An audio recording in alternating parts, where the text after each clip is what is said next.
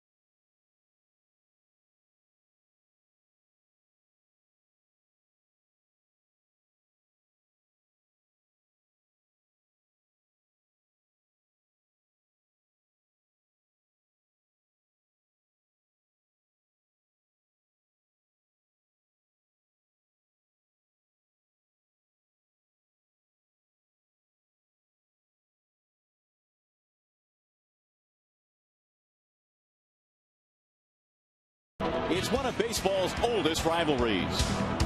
After a tough opening weekend in New York, driven deep, right field, way back, it is hooking, and that ball is gone, a home run. The Tigers are looking to exact a little revenge at home.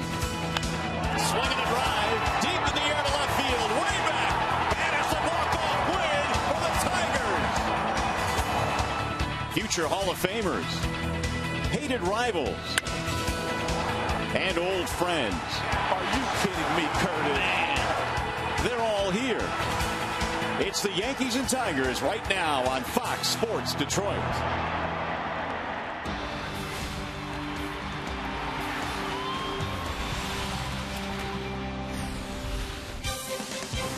It is a beautiful night for baseball here in the Motor City. The New York Yankees are in town. Game 1 of this 4-game series between these two teams. The Tigers trying to get it going here, and they will do so against one of the top teams in the American League tonight as Justin Verlander takes his warm-up pitches on the mound. This is the lineup that Verlander will face tonight. The Yankee lineup is presented by the Metro Detroit Chevy dealers. Derek Jeter will lead it off. He'll play shortstop, followed by Curtis Granderson in center field. Mark Teixeira at first base. Alex Rodriguez at third. Nick Swisher is in right, followed by Jorge Posada. And a bottom 3 tonight of Russell Martin, Brett Gardner, and Eduardo Nunez. The scouting report on Verlander is presented this evening by Ace Hardware. Well, no doubt he's the perfect guy on the mound to stop a streak for the Detroit Tigers. He has overpowering stuff, and primarily the fastball. He'll need good fastballs today to maneuver his way through this very good New York Yankees lineup. And something else, he must keep it in the park. He's given up 6 home runs this year. Hey, by the way, if the Tigers combine for 3 or more home runs in this game, bring a copy of the box score to a participating Arby's location tomorrow and get a free small order of curly fries. Get the box score at foxsportsdetroit.com. We are ready for baseball here this evening as Verlander toes the slab and Derek Jeter leads it off for the New York Yankees. It'll be Jeter, Granderson, and Mark Teixeira.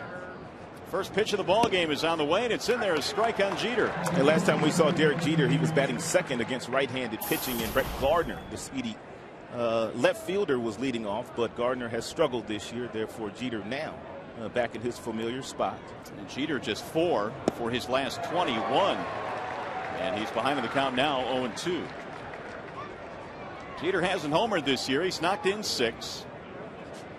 It has been a slow year for the captain of the Yankees with the .242 batting average.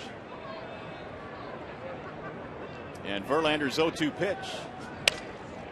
Fought that one off slowly toward third base. It is scooped up instead by Peralta. His throw is not in time. And it's an infield single for Derek Jeter. Yeah, that is exactly what Derek has been doing a lot of, and that's rolling over ground balls, although he got fisted on this one. But a little bit of miscommunication there between Inge and Peralta. Peralta ends up making the play, but had to take an extra step because of his momentum was carrying him in that direction, and that allows Derek to beat it out for an infield single. So the leadoff man is on for the Yankees, and that'll bring up Curtis Granderson, who last year did not make his Tiger debut in a Yankee uniform because of injury. So here he is back in Detroit wearing Yankee colors. And it's been a good start for Curtis Granderson, a .281 batting average. And Curtis finally feeling comfortable with the new stance that he has, and no longer holds the bat over the head, but in a very comfortable position, which gives him a real short, quick swing. And really, Curtis has taken off since last August for the New York Yankees. He played some pretty good baseball for them. And it's kind of rolled over into this year, where he's hit 8 home runs and knocked in 18 already. Runner goes, and it's swung on and missed. Avila's throw is on target, and they got it. Jeter is thrown out by Alex Avila. Looked like that may have been a hit and run. Curtis swung at the pitch, but he didn't make contact, and that allowed Avila to get off a really nice throw down to second base. Good footwork, nice exchange, throw right on the bag. And Peralta's tag in time, so the bases are empty now for Granderson. He fouls that one back out of play. 1 ball and 2 strikes, 97 miles an hour from Verlander. Oh, he's pumped up today. Verlander, he knows that he has to stay out there for a while tonight. If he had it his way, he'd turn the ball right over to Papa Grande here tonight, Valverde. And that can be a chore against this Yankees team, because Verlander, as we know, has battled pitch counts throughout his career. But this Yankee team will make you work and work and work. That's been their MO. Here's the 2-2 pitch. And a breaking ball that just missed outside. Fill it now, 3-2 on Granderson.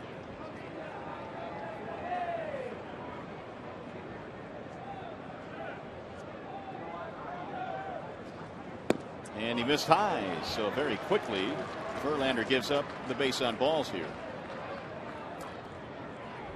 Let's take a look at the Tigers defensively, as always presented by Beaumont Hospitals. It pretty much looks this way every single day, with Rayburn and Jackson and Bosch in the outfield. Inge, Peralta, Santiago getting the start at second base today. You know that no one else plays first base but Cabrera, and Avila back behind the plate.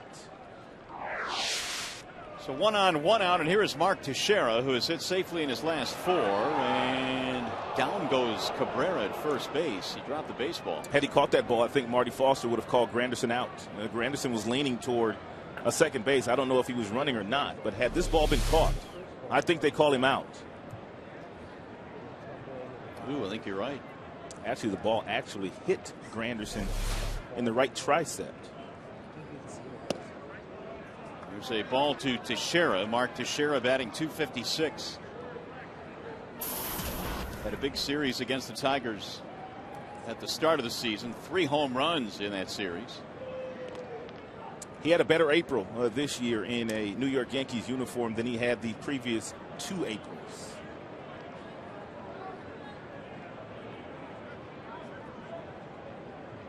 Now the 1-0. And the main reason Mark said that he got off to a good start this year is the fact that he did not spend a whole lot of time in the weight room in the offseason. Spent a lot of time swinging the bat.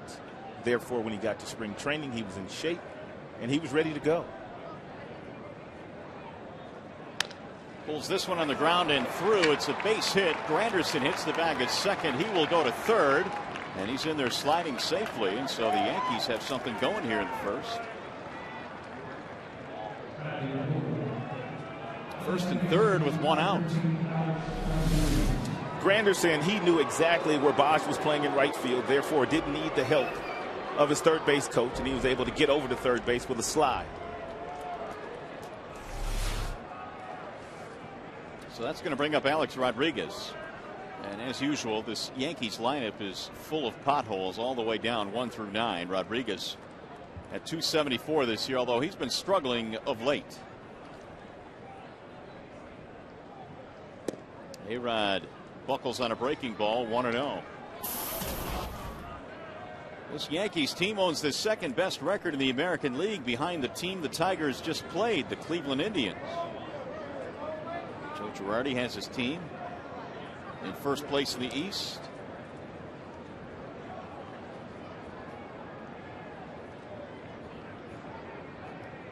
Now the 1-0. Pop this one up. Shallow left field. Doesn't appear to be deep enough. Rayburn is under it.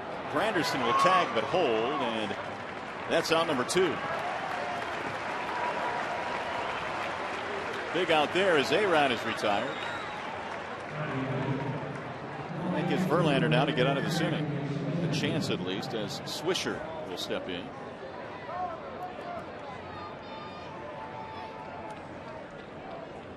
Nick Swisher is batting just .218.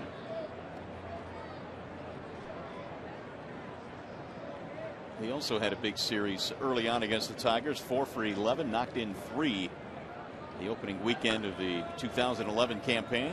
Last couple of years, Swisher pretty much has carried them from an offensive standpoint, along with Robbie Cano in the month of April. But this year, the number's not there for him. But the other guys have picked it up a notch.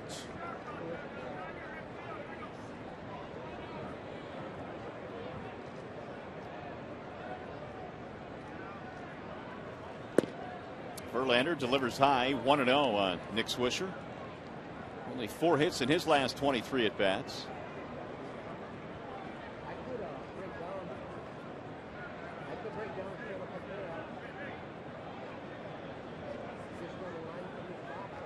And the 1-0.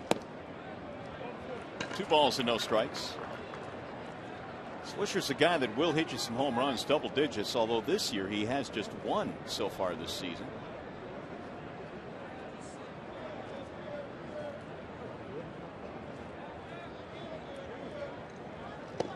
Swisher last year hit 29, the year before that 29, both in a Yankees uniform. And it certainly appears that that stadium is tailor-made for left-handed guys that can put the ball in the air, and that short porch in right is awfully inviting. He's ahead here, 3-0. Up with the right hand goes Jeff Nelson, 3-1.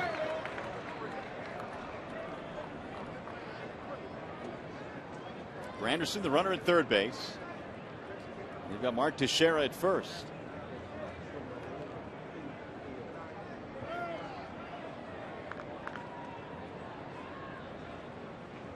The Yankees have also been very good at scoring early in games. In fact, in the first 2 innings of ball games, they've outscored their opponents by quite a margin. And there's a walk, and that's going to load the bases. The second walk in this inning. And it'll keep it going now for Jorge Posada. And Posada's got some pop, but from a batting average standpoint, he really hasn't adopted very well to his new position this year, the designated hitter for the Yankees. There's that run differential we're talking about. They've outscored their opponents by 33 in the first 2 innings of games this year. Posada, meanwhile, batting .133 and 1 for his last 16. And when you look at his numbers career-wise as a DH, not very good, at least average-wise.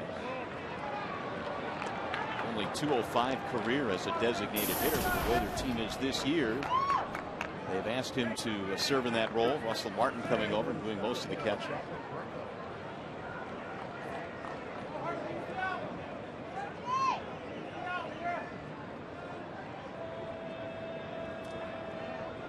Verlander taking too long. Posada steps out. It seems like just about every single guy that has gone to the dish, we've talked about them struggling, but yet they have the second best record in the American League. How is that? There's a strike call. I mean, A-Rod hadn't been swinging it well. Swisher hasn't been swinging it well. Neither has Posada or Martin, for that matter. But yet they just win. 16-9, the Yankees. 2.5 game lead coming in. And Verlander now has gone 2-1 on Posada. Verlander has thrown more balls than strikes, and that's rare for him. And usually he's a guy that does not struggle with command.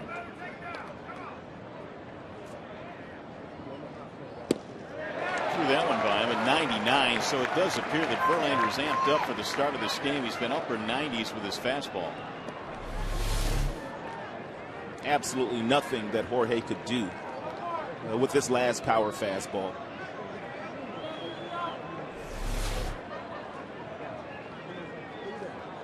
Fouled straight back.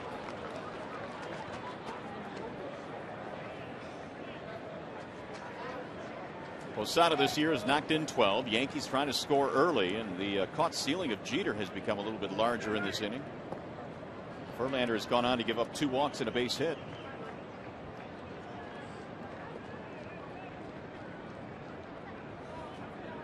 And again the 2-2. Fouled away. It's just what the Yankees do. They will foul off a lot of pitches. They will run the counts deep. Posada has seen a few pitches here. In fact, the Yankees have seen 25 pitches in this first inning.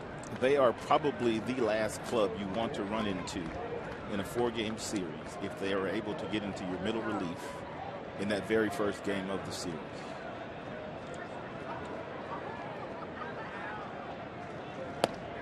Now it's 3-2, and Verlander has nowhere to put Posada.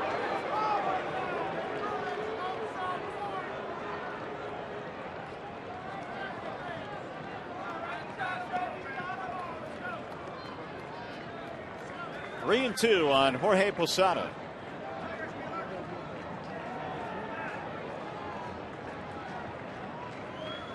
And the runners go. In the air, center field. Jackson is on the run, still going back. It's over his head, and one hop over the wall. It'll be a 2-base hit for Jorge Posada. The Tigers catch a bit of a break there, and that they will send the runner back to third base, Swisher, and so it'll be a 2-run double. Well, nothing new for the New York Yankees. They continue to pile up early runs in the first 2 innings, and as soon as Jackson took off for this ball, I knew that there was not going to be any chance for him to catch it. Granderson and Teixeira both come around to score. And it very easily could have been 3-0, but the ball bounced into the bushes out in center field. And so the Yankees have a quick 2-0 lead. And still batting here now with Russell Martin. Posada now with 14 RBIs.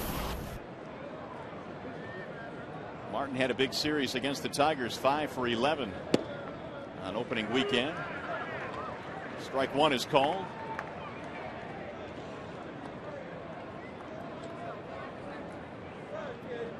Yankees signed Martin as a free agent last December, and offensively he's done some good work.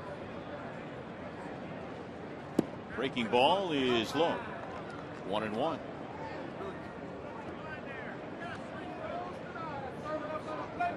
Yanks have now outscored opponents in the first 2 innings 51-16.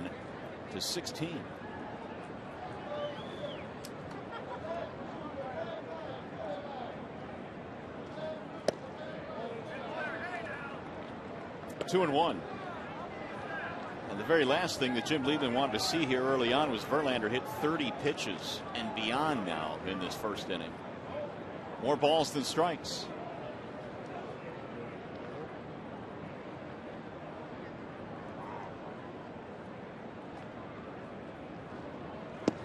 And a breaking ball strike. 2-2 now on Martin.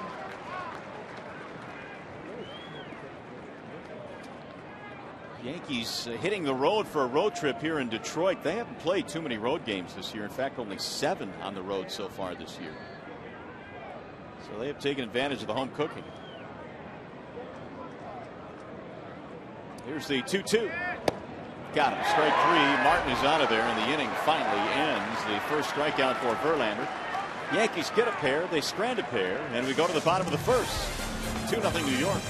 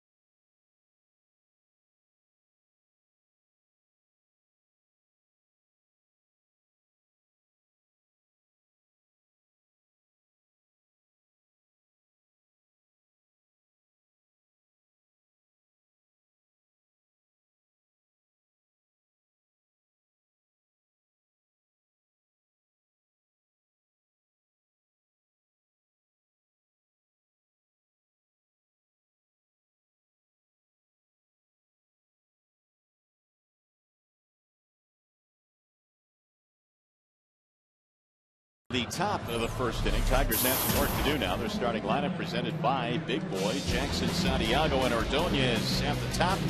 Cabrera's in the middle. You've got Bosch in right. You've got Rayburn in left. And your bottom three tonight features Peralta, Avila, and Brandon Inge. The Bernstein advantage brings you the scouting report on Bartolo Colon. Get the Bernstein advantage. We go to bat for you. Lots of fastballs by Bartolo Colon. As a matter of fact, 83% of the pitches he's thrown have been fastballs. He's pretty much had to reinvent himself, however, not the 100-mile-per-hour fastball he used to have, but he'll sink it, he'll run it, and he's been very successful with everyone except the Tigers. He's lost his last 6, and his earned run average is over 7 against Tigers batters. Well, let's see if that has anything to do with how this ball game finishes up tonight. Colon facing Austin Jackson to lead it off. Jackson, then Santiago, and then Ordonez. 2-0 Yankees in the lead. Colon's 0-1 is a strike called. 0-2 on Austin. That's what he's been doing. Away from the right-handed hitters, he's been threading that needle with good firm fastballs in the low 90s. Bartolo, 37 years of age, strikes him out looking. On 3 pitches, Jackson goes down. Well, I know Jackson got that memo at the amount of fastballs that Bartolo Colon has been throwing this year, and he gave Austin 3 of them. The last one was a really good one to hit. Although that might have been up. I think it was. I think Austin thought it was. Above the belt. Wow is right. 1 away, and here is Santiago. Ramon is getting the start tonight, and I would think in part because he is 8 for 17 career against Colon.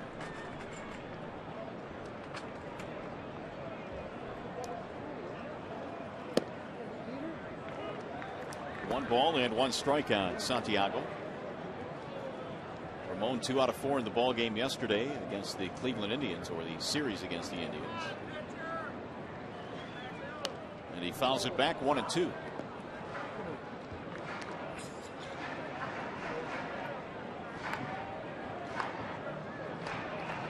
Colon is out of the Dominican Republic. They list him at 5'11", 265. He has 155 career victories and some really big years in the big leagues. The Yankees kind of took a flyer on him, and Phil Hughes has had arm troubles, and they've plugged in Colon, who has really responded. That one missed, and now the count goes 3-2. The Yankees signed Bartolo Colon on the recommendation of their bench coach, Tony Pena. Colon pitched in winter ball this year in Dominican Republic, and Pena saw him, and he recommended him to Brian Cashman, their general manager. Ground ball right side, base hit. Out of the reach of the second baseman, Nunez. And so the Tigers have a man aboard with 1 out. And Robinson Cano not playing in the game today, but I don't think he gets to this one either.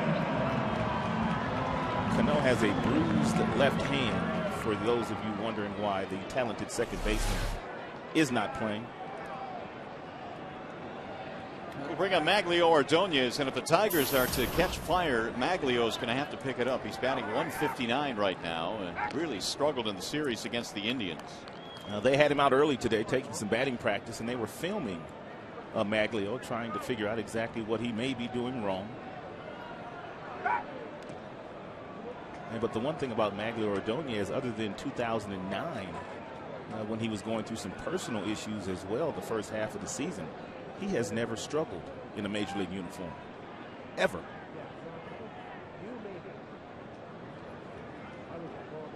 And really, when you look at his numbers in the month of April, they really stand out. I mean, they catch your eye, because Ordonez has never been one of those guys that would go more than 2 or 3 days where he was struggling. Because of the swing that he has and the approach that he has, he'd always been able to avoid long stretches. There's a strike on Maglio. I was talking to Lloyd, and I was asking him, I said, Lloyd, what do you tell a guy that, really, you don't know what he's doing, and he really doesn't have an idea? And he says, well, It's mainly track record. It's really mental as far as Mags is concerned right now. He can hit. There's no doubt about that. We just have to get him jump started again.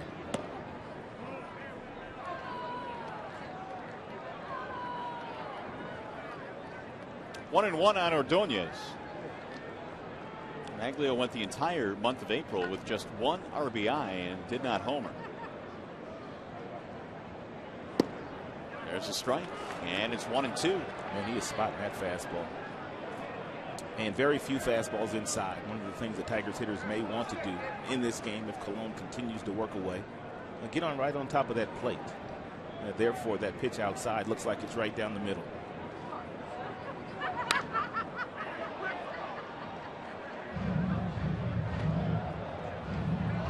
Meanwhile, for the Tigers, Miguel Cabrera waiting in the on-deck circle. Coming off a good series against the Cleveland Indians.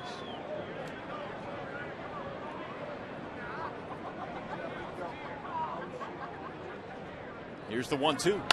Bouncing ball hit to the right side. Nunez will go to second, and he is out there by half a step. Whoa, that was close. Tigers almost got a big break there. Let's take a look at the New York Yankees defensively. It's always presented by Tim Hortons.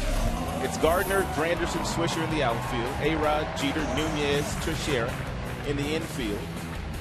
Martin is behind the plate today, and by now you know that Bartolo Colon is towing the rubber. Good hustle by Santiago. Wasn't going to be a double play ball, therefore Jeter just wanted to get out of the way. So here is Cabrera with 2 outs, and he cuts and misses 0-1. Miguel in that series against the Indians 5 for 11. He's hit 7 home runs. He has done some of his best work in his career against New York Yankees pitching. Right back up the middle and through into center field. It went right through Colon. He's just a tough out. He really is. He goes foul line to foul line with power. And he's very, very smart. He knew that this pitch was going to be away. It was a fastball away, and he just simply hit it right back up the middle. That's what you're supposed to do. He just makes it look easier than most. Well, that's going to set up another opportunity for Brennan Bosch. The tying runs are on.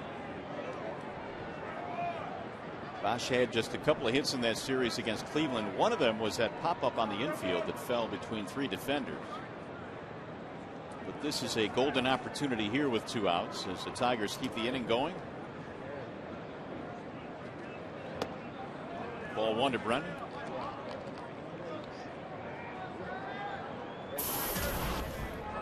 Bosch at .313 overall this year.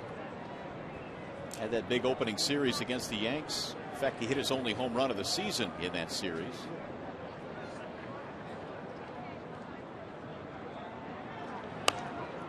You know what I think we saw a little bit more of, Rod, in that series in Cleveland with Bosch? He was swinging at first pitches a little bit more than he had recently. He had been a little bit more selective, but I think he may have gotten away from that in that Cleveland series. Well, if he did, I think it might have come with a little bit of pressure with the fact that Cleveland was pitching around Cabrera.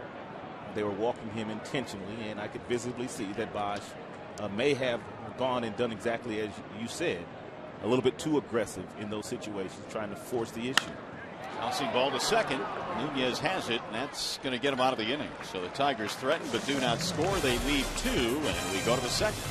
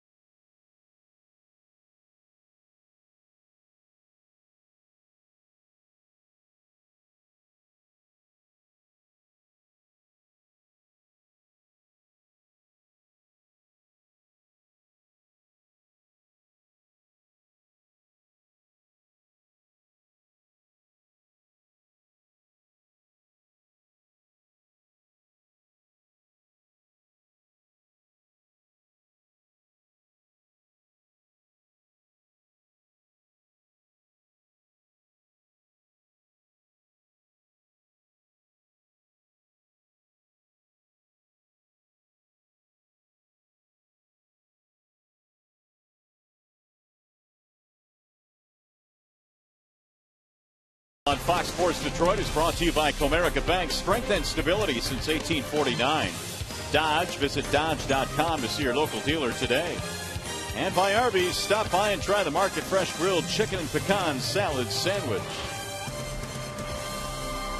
Yankees and Tigers tonight from Comerica Park, starting a 4-game series here in the Motor City. 2-0 in favor of the Yanks. They got their 2 runs in the first on a double by Jorge Posada. Nice night for baseball here in downtown Detroit, and it's going to be Brett Gardner to lead things off. Gardner, then Nunez, and then Derek Jeter against the right-hander Verlander. Gardner got off to a really slow start this year. His average right now is at 200 because he's been a little bit hot of late. 6 for his last 13. He's also a guy that you can throw a first pitch strike to. Very seldom does he swing at the first pitch. Yeah, if ever. In fact, he sees a ton of pitches, has a very selective eye, about 4.5 pitches per at bat, which fits into this Yankee lineup very well with the way they do things. The 1-1. Pulled into right field. Base hit, so Gardner continues to swing it. Well, you know he's not going to stay put at first base very long. He has tremendous speed. Tremendous speed. Although he's been thrown out quite a few times this year. His success ratio has not been all that good. 4 steals, been thrown out 4 times. Avila has already thrown a runner out. That was Jeter back in the first. Inge is really crowding the youngster Nunez from third base, and apparently he's thinking that Joe Girardi might sacrifice bunt Gardner into scoring position versus letting him steal. Strike 1 on Nunez.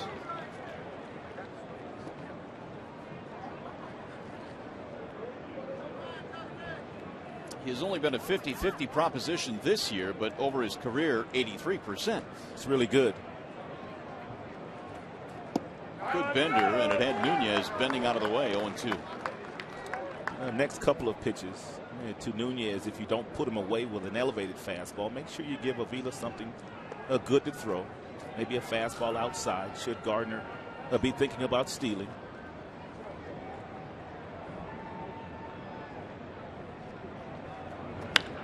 Driven in the air to left, on a line. This one is going to be over the head of Ryan Rayburn.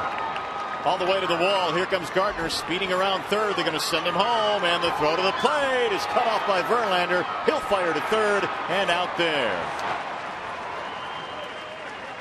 Double and an RBI for Nunez, and he's thrown out at third base. Back-to-back 0-2 hits by Verlander, giving up this one to Nunez, whistled over the head of Ryan Rayburn, and Verlander really wasn't where he should have been. He should have been behind the catcher, but he's in front of the catcher. Therefore, he took the throw from Santiago and then got the out at third base. I guess it worked out, but typically when someone is scoring, the pitcher's all the way back behind the catcher. I can't remember the last time I've seen that. A pitcher just kind of hugging the third base line, and you're right, it did work out. But normally he's in backup mode. That put out goes 7-4-1-5. Here's Derek Jeter now with the bases empty. 3-0 Yankees. Let's take one more look at it. And Verlander, when this ball comes in, Santiago grabs it, then he fires it. Usually that ball goes to the catcher. But Verlander was right there, and had he not been there, then Nunez is on third base. Yeah, and the run scores anyway. Here's the 0-1 to Derek. No balls, 2 strikes. I guess more concerning in that whole sequence there was the 0-2 pitch that he threw. Well, he also gave up an 0-2 hit to Gardner to lead off the inning. And as a result, the Yankees have added 1 more, so they continue to score in the first 2 innings of games at a very alarming rate. Here's the 0-2. Jeter fouls it off. Well, they're talking about Derek Jeter and the fact that he's not hitting for much power. Derek has not hit one out of the ballpark yet this year. He has 6 RBIs and has hit a lot of ground balls. And, Jeter, however, is still chasing 3,000 hits, 2,949 in his career. Well, 50 when you count the one today. Well, he tinkered with his batting stance last year toward the tail end of the season with the hitting coach, Kevin Long, as this one almost gets Derek. and they kind of spread out. They weren't striding. He wasn't very comfortable with that approach. He's pretty much gone back to the Derek Jeter of old here. Little stutter step, little step. Rolled foul. But still not performing the way that he would like to perform. Well, we've said this before, but Derek Jeter has more hits than any Yankee in history, which is somewhat surprising when you consider some of the names on that list. There he is. Bernie Williams on that list as well. Avila blocking it, 1 and 2.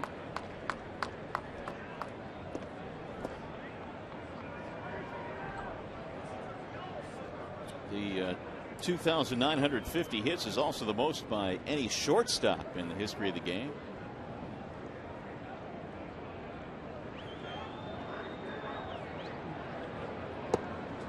And that one missed, and Verlander now has evened up the count at 2 and 2. Last time we saw Derek Jeter, he was a little bit more spread out, and he wasn't picking that left foot up. He was simply trying to engage with his upper body, and therefore he was rotational with his front side. You could see that he's having a problem staying on the ball. So Verlander misses again, and again he's throwing upper 90s, 97 miles an hour, but the control has not been there early in this game. Quite a few. 3-ball counts already.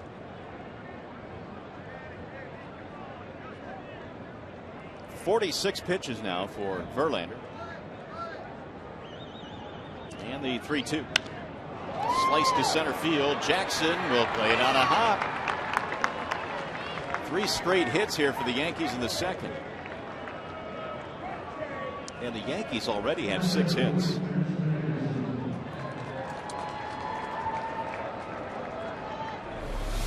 It's an 87-mile-per-hour slider, and it's really not that bad a pitch. I mean, it's down, but not far enough down, and Derek able to slice that ball into center field.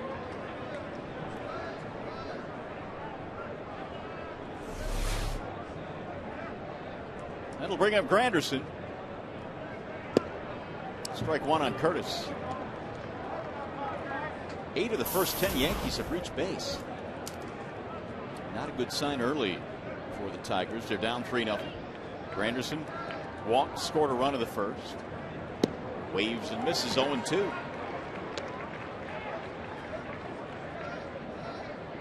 There you go. The Yankees have done tremendous work here early on offensively. They've drawn a couple of walks.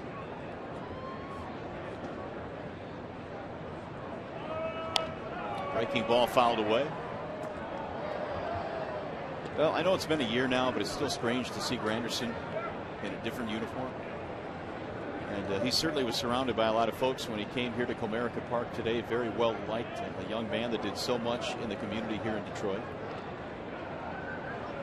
But the Tigers in return got themselves a guy that they feel is going to be a really good player in Austin Jackson. All-star in 2009. Swing and a tip into the glove for strike 3. The second strikeout for Verlander. And that'll bring up Mark Teixeira.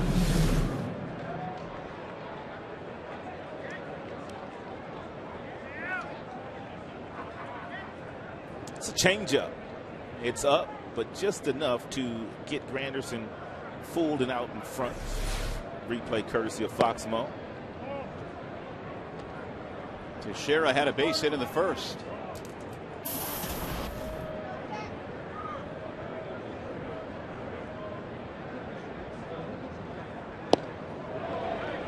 One and one. Teixeira was bothered recently by a jammed right shoulder.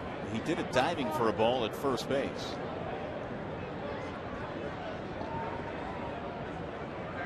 Back in the lineup. He's banged up. Cano has been banged up.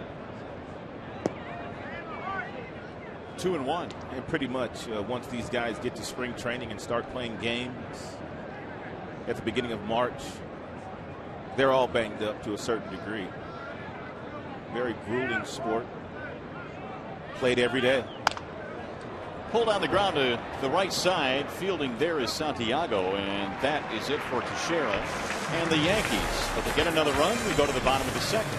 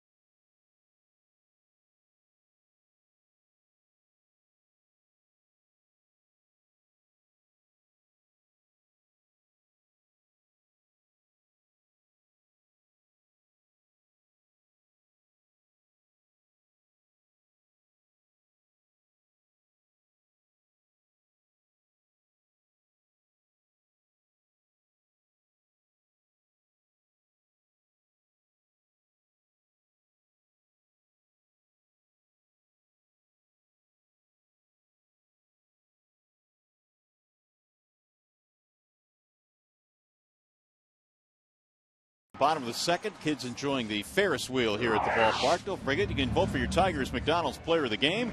Presented by the Big Mac tonight. Using your cell phone, text Tigers, followed by a space. Then the player's uniform number to 37338. Or you can vote online at foxsportsdetroit.com. Ryan Rayburn leads it off as we play here in the second. Rayburn, Peralta, and Avila in a 3-0 ball game. Yankees on top in this one. Rayburn has hit 4 home runs this year, and he cuts right through that one 0-2. And Tigers had a players-only meeting yesterday after that ball game in Cleveland, after being swept in Ohio, and nothing really good comes out of those when you have to do them early, but it's also good to let guys express themselves, let guys talk through some stuff without the manager having to do it. Got him, strike 3. In the meantime, Cologne continues to paint. Well, yeah, if you're going to have those, it's kind of troublesome or worrisome when you have them really early in the season. But if it turns things around, then it's certainly worthwhile. Well, at least some guys kind of talk about what they want to talk about. And he continues to spot that fastball. 83% of the pitches he throws are fastballs. He's just been locating them well this year. So Cologne has picked up a couple of strikeouts, and Peralta hammers one in the air to center. Granderson circles under it. He is very familiar with playing center field in this ballpark. 2 out.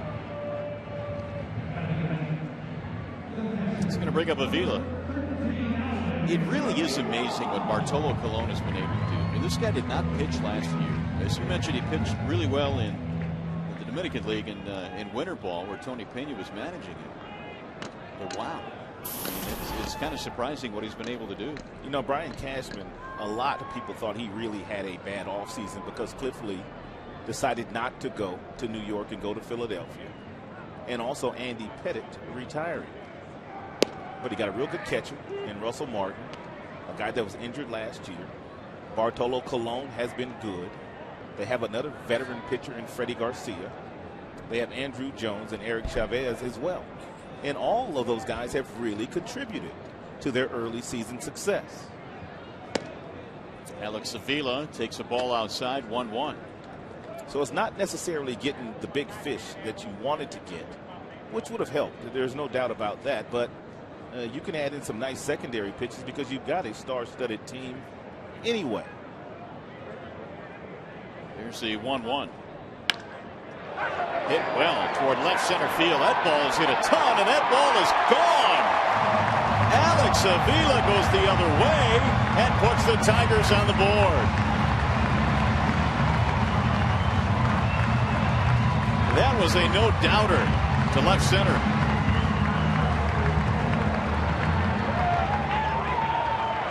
It's his 4th home run. Alex usually does not show this kind of power the opposite way. But he got a fastball about belt buckle high. He let it travel. Really strong legs allow the bat speed to come through the strike zone. And the end result is a good one. So Avila now has 20 RBIs, more than any other catcher in the American League. How about that? That is a really, I don't want to use the word stunning statistic, but it's kind of stunning. It's impressive. But based on how Alex hit the ball last year and how he was still trying to come on a little bit, he has come on quickly. And he's put the Tigers on the board. Brandon Inge, the batter.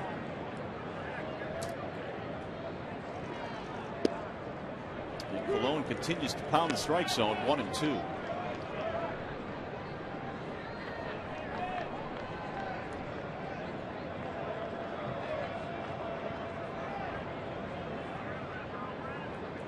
Bartolo ready with the 1-2 pitch. Threw it right by him. At 95 miles an hour, Cologne strikes out his 3rd of the game, and the Tigers settle for 1 run. They get it on the home run by Alex Avila. It's 3-1.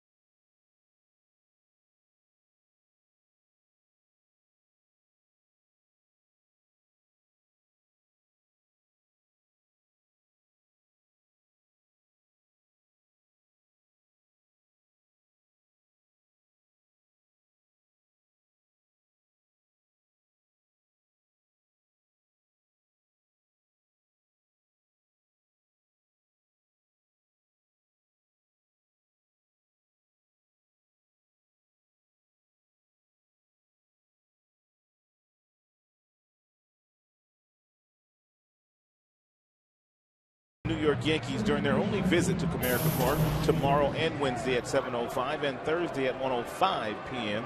Tickets are on sale now by calling 866-66-TIGER, or you can visit tigers.com.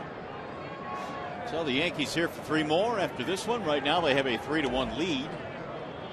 Tigers getting a run back on the Avila home run.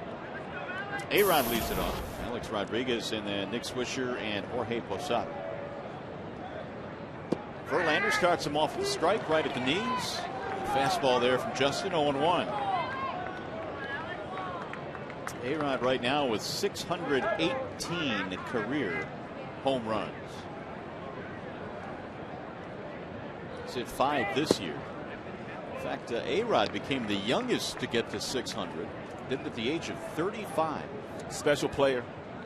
Really talented. You've got to crowd him with fastballs inside if you're going to get him out. Breaking ball is in, 1-2. And you get the feeling now that as the numbers continue to pile up for A-Rod, that if health stays on his side, he could be chasing Bonds. The 1-2. And he got it. Strike 3. Verlander carves him up. Third strikeout for JB.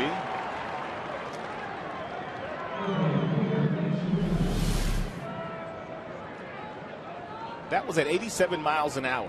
A changeup down and in to A-Rod. You can see it coming out of his hand. And he buckled his knees. Tremendous pitch. Here comes Swisher.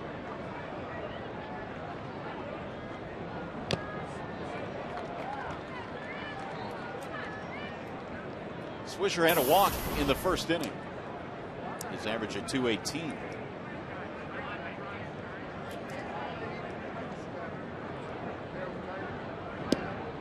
There's another strike, and Verlander has come out attacking the strike zone here in the third, which is a good thing to see considering he threw a lot of pitches in the first 2 innings. He's got that real good curveball working here tonight. The last couple of innings. And I guess the one thing you can do as a pitcher to keep a team from working the count is to just simply throw strikes. Make them put it in play. Allow your defenders to work behind you. Here's the 1-2. A little bit off the plate. 2-2 on Swisher. Nick right now in the 4th year of a 5-year deal that he originally signed a couple of teams ago with the Oakland Athletics. The contract carried over in his days with Chicago and now New York. He skies this one toward left. Rayburn coming over in fair territory. And there are 2 gone. Time for a game break now as we go to the studio. Here's John Keating.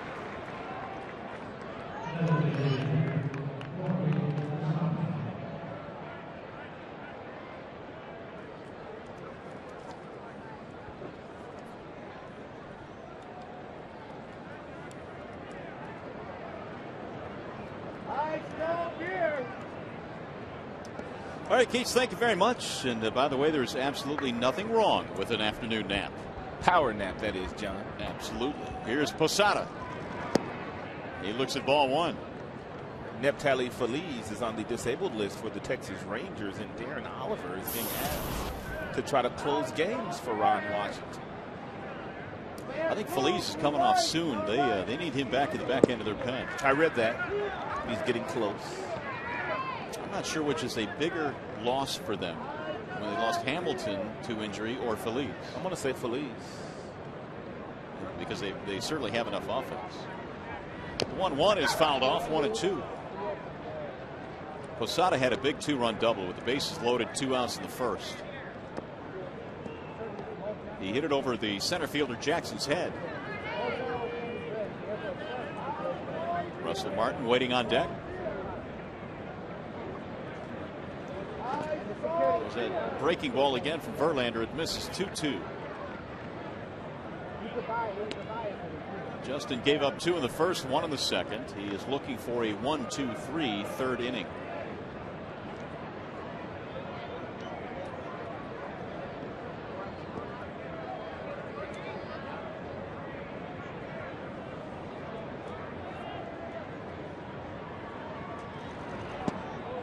Ooh, that one just missed. That was close. Verlander thought he had it as well, but Jeff Nelson did not give it to him. He's the home plate umpire here tonight. You be the judge.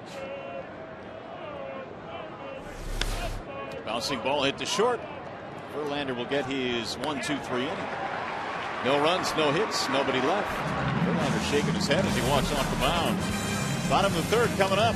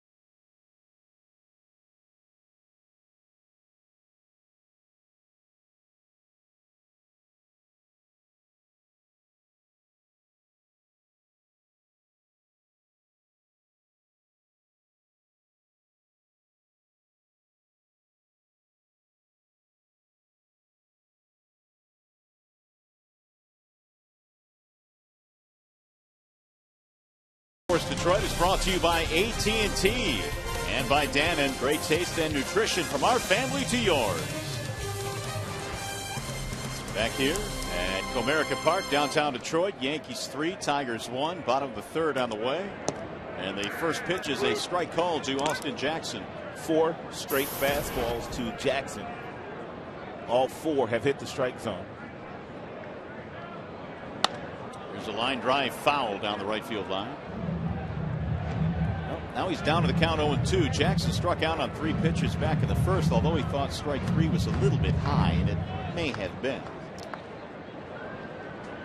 Austin showed some signs in Cleveland, 5 for 12 in that series. Wave and a miss, and down he goes again. It's kind of fascinating to me that I heard how many fastballs Bartolo had been throwing this year, and it's pretty true to form. I mean, it's only 89 to 93 miles an hour, but apparently it's got some late life to it because he's been throwing it by some people. And it's not just the Tigers. He's been throwing the ball by a lot of people this year.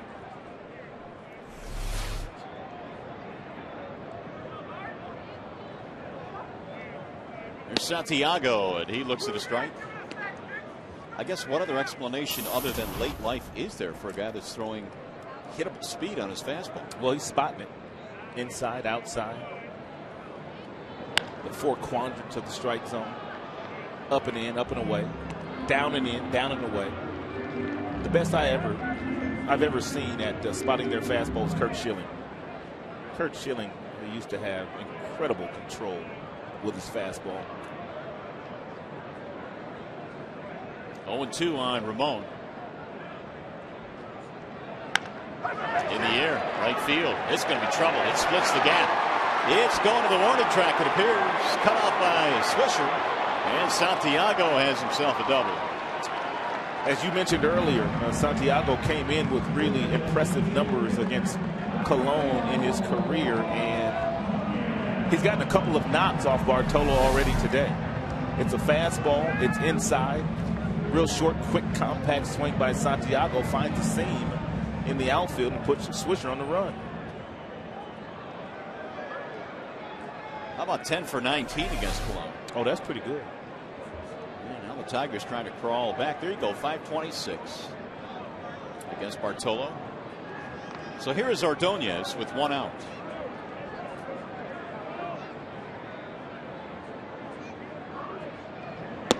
Maglio takes high. Another fastball at 92, but that one missed up. Well, Maglio has made a living at hitting balls in that direction, and there's a lot of room there. And should he get something down in the strike zone, don't try to force the issue. Simply take what they're giving you. Drive that run in.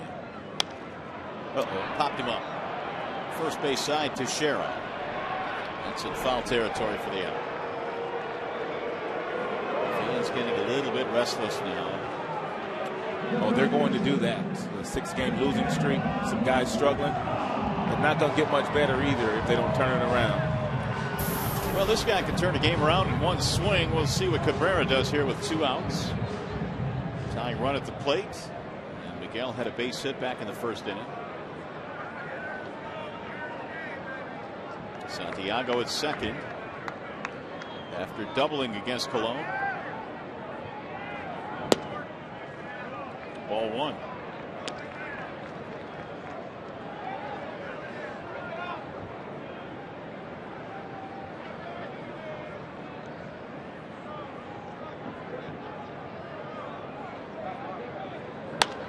Line drive to right, base hit.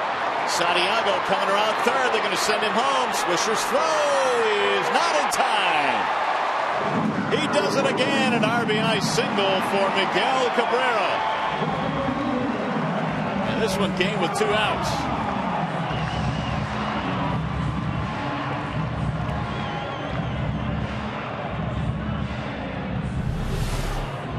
Great balance. Great balance. Tremendous swing. Tremendously talented individual. Really good throw by Swisher. And nice help by Brennan Bosch, the on-deck hitter. He's telling Santiago which way to slide. Santiago doesn't know how close that play is going to be, but Bosch gave him some help and told him to slide toward that side of the plate. And Cabrera now with a team-high 11 multi-hit games. 2 for 2 tonight. Bosch the batter, and he waves and misses 0-1. So the Tigers back to within a run now, 3-2. Cabrera gets his 21st RBI. Bosch 0 for 1, grounded to second base.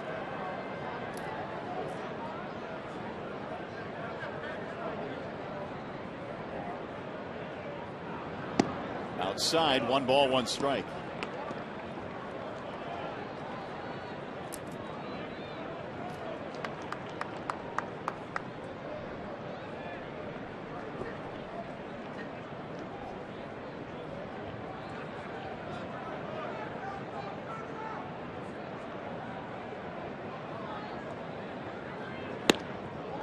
Two and 1. Cologne is a 20-game winner twice in his career. He did it with the Angels in 05, and he also did it the season he was traded to Montreal from Cleveland. He won 10 games in each league.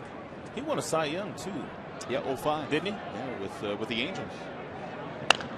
Shattered his bat and rolls it to second. And so that is that. Tigers get a run back. When we come back, Shannon Hogan will join us with a special guest from the ballpark.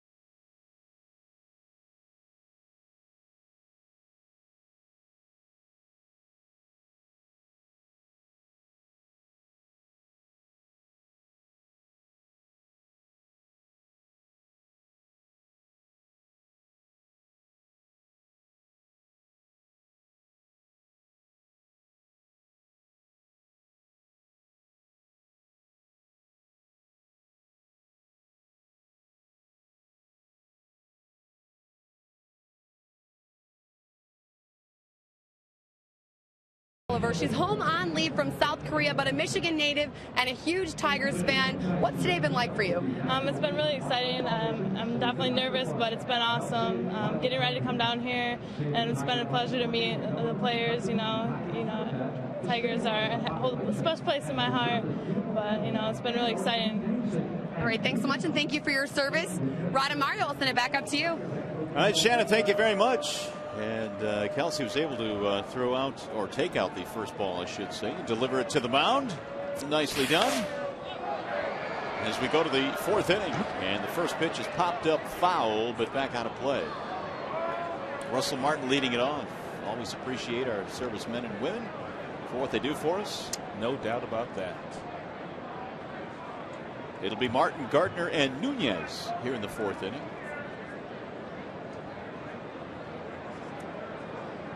Old Glory being prominently displayed at the ballpark tonight.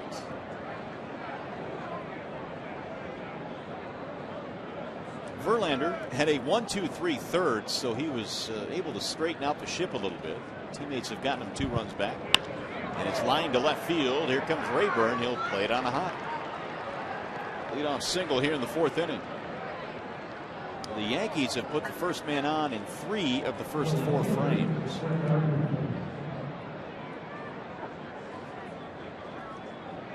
Joe Girardi, the skipper of the Yankees. Martin will run. He has a couple of steals this year. He's not your typical catcher. He gets good jumps, and he's not a bad runner. Gardner is up there now. He singled and scored a run his first time up. With the way that he's been swinging the bats, I mean, Joe Girardi might give him the bunt sign.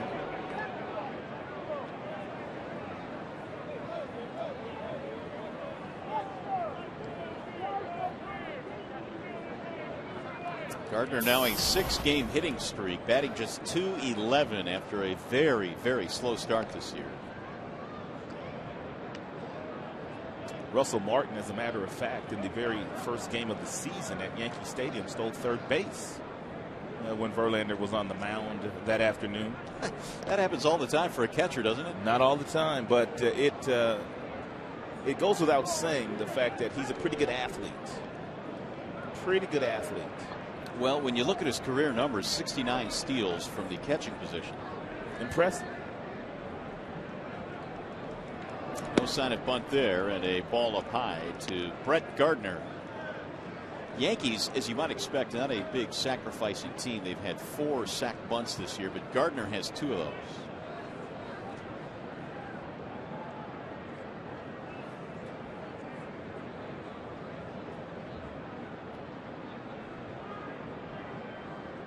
The 1-0.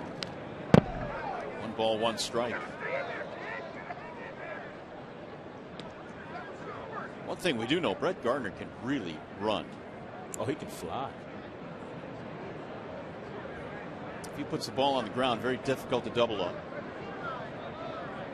Might be the second fastest base runner in the American League. I think that kid in Kansas City, Dyson, I think is his name, the center fielder. He's got some world-class speed. Well, the Yankees have the outfield cover, that's for sure, in left and center with Granderson and Gardner. Tigers outfielders, however, not giving Gardner a whole lot of respect as far as his power potential is concerned. Boy, they're playing him shallow. 1-2. Really about as shallow as you'll ever see them play a hitter in the big leagues. And Jackson is really shallow. Rayburn is shallow, and of course Bosch as well, not very deep.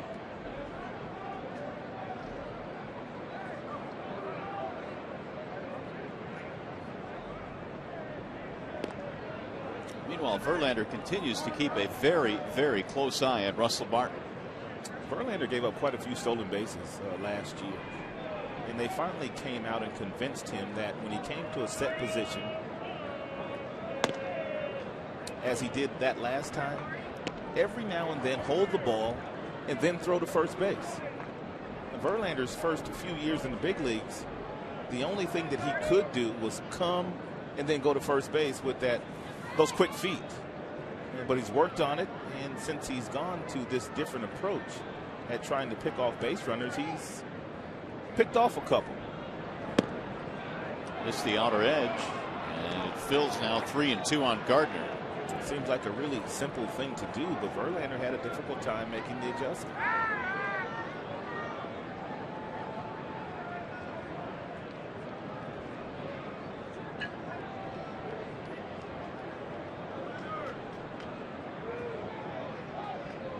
Runner goes, and it's high, ball 4. So the first 2 reach, single and a walk, and that's base on balls number 3. Now something brewing here for the Yankees. That'll bring up Eduardo Nunez.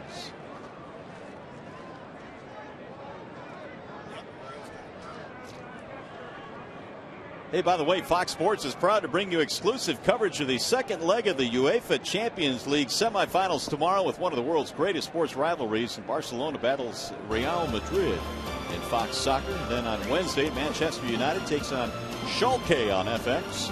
Coverage for both games begins at 2 in high definition. Meeting on the mound now, the Tigers talking about several things, I would think. You've got Nunez up there, who may be up there to move some runners up, although he doubled in a run his last time. And also Rick Knapp is reminding Verlander of the fact that Russell Martin has 69 career steals, and he's not afraid to steal third base. So you're absolutely right. A few things they're talking about. Big part of this game here because the Tigers have come back with a couple of runs to tighten it up, with the Yankees threatening to push the lead back up. Nunez is now 3 for 6 this year at the plate. He is showing bunt, and he drops one down foul.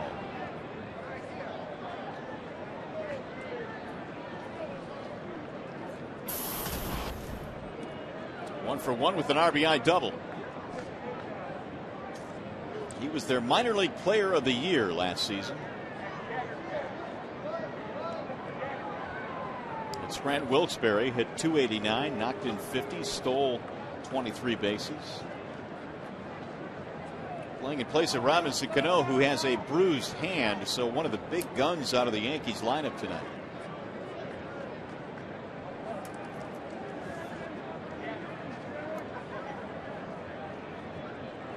Not often you see a catcher on the base paths getting as much attention as Martin has gotten. When he was on first base, Verlander threw over several times and still paying quite a bit of attention to Martin. Breaking ball is in. Nunez held the bat out there, couldn't make contact with it. It's 0-2. It's almost like he tried to duck underneath it. Take a look at it. Trying to get low with it. Get down there, boy. Tried to pull it back, couldn't do it though.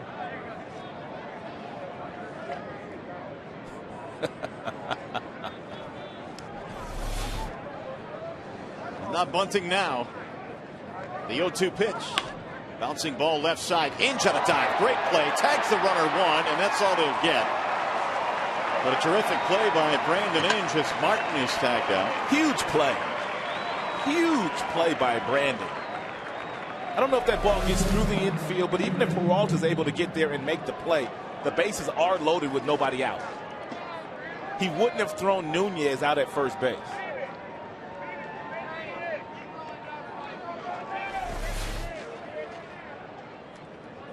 So now Verlander a ground ball away from getting out of this inning, and that'll bring up Derek Jeter. Jeter has 2 singles, one of them of the infield variety.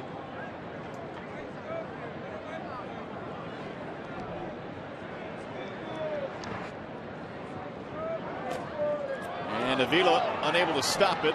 Gardner will get to third. Double play still in order. Nunez did not get a good break off of off of first, excuse me.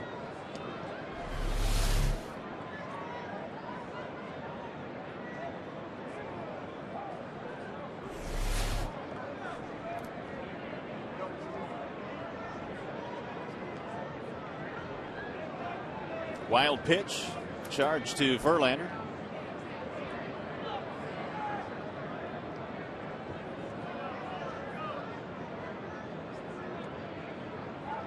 The bluff, and neither runner biting.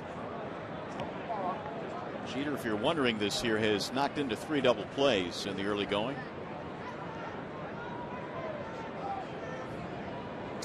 Lots of ground balls to the shortstop this year for Derek. Verlander crowds him at 97 miles an hour. 2-0. Jeter coming off a season in which he scored 111 runs last year. Everybody talking about he had a poor year too. It's a lot of runs. I'll take that. Absolutely. 2-0 pitch. 2-1. I guess when you're the captain of the most famous franchise in maybe all of sports, there's going to be some criticism, but Derek's better than 300 career hitter and going to the Hall of Fame when it's all said and done. Well, he hit 10 home runs, knocked in 67. The average was down. I think that's where most of the criticism came. Runner breaks from first, and no throw by Avila, who bluffed a throw. And Nunez gets a swipe. That's a plan to play right there. It was determined by Jim Leland. If Nunez did take off, they weren't going to throw the ball down to second base, especially with the speed that Gardner has on third. They didn't want to run the risk of a double steal there. It's a smart play.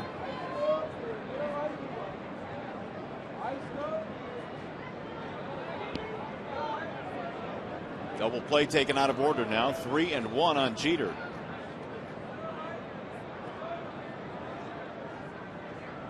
Swing and a miss.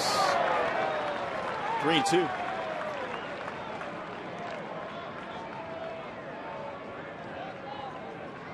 Derek has that classic inside-out swing, but could not catch up to that 97-mile-per-hour heater.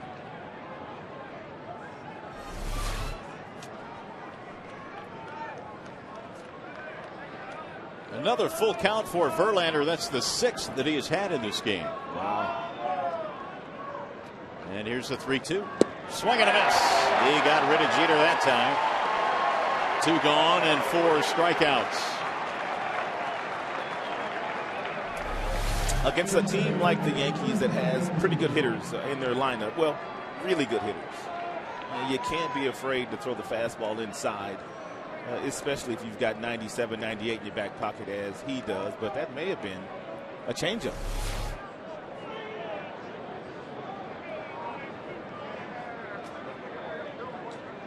Well, here is Granderson. That was a fastball, excuse me. I guess Fox won't slow down anything. Even 98-mile-an-hour fastball.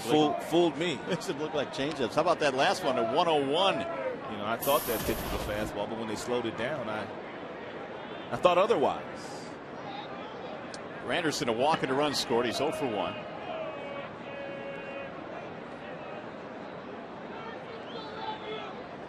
Breaking ball, zips in there for a strike. 1-1. And Granderson admitted today that there would be a lot of emotions coming back to Comerica Park for the very first time as a player. And he also knew Verlander would be very, very tough on him. Another breaking ball, right back to the mound. Verlander has to hurry, and he got him at first. Great athlete. Good play. What a play by Verlander. Good athlete. He gets Granderson right at the wire. Inning over.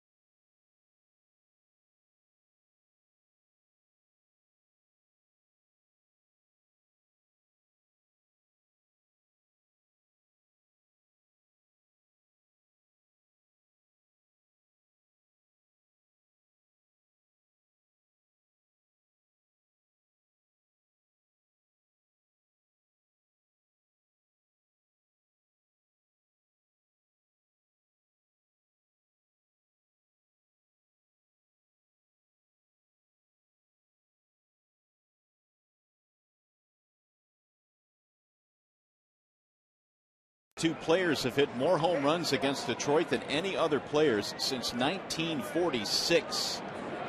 And they name the top two in terms of homers since 46 against Detroit. Who's hit the most? Ryan Rayburn leading it off as we go to the bottom of the fourth, 3-2 in favor of the New York Yankees. Game one in the series. Colon back out there, and he delivers inside, 1-1. Rayburn in this one, a strikeout victim back in the second.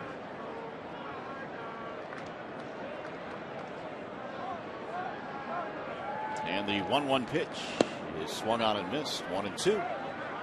Tigers tonight have been out hit 7-5. They fell behind 3-0, but Avila homered in the second, and then Cabrera singled in a run in the third.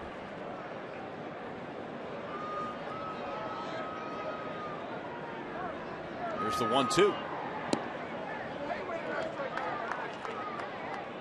In Colon's Cy Young year of 2005, he won 21 games with the Angels, had an ERA of 3.48. The 2-2 just off the plate, 3-2. He's had some stops in his career.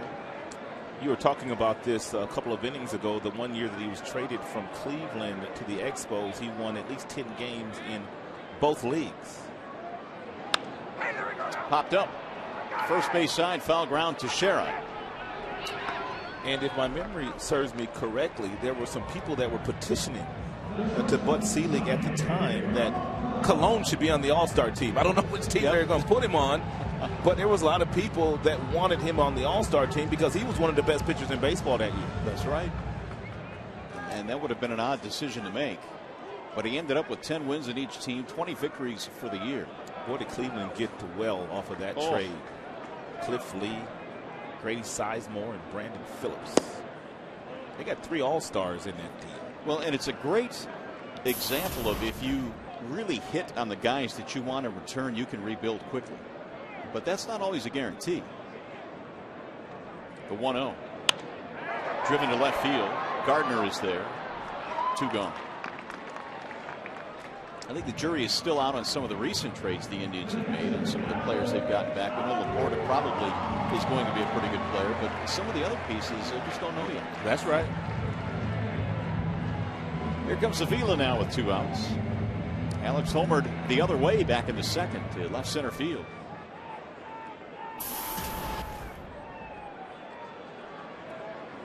Four home runs now in the year for young Alex.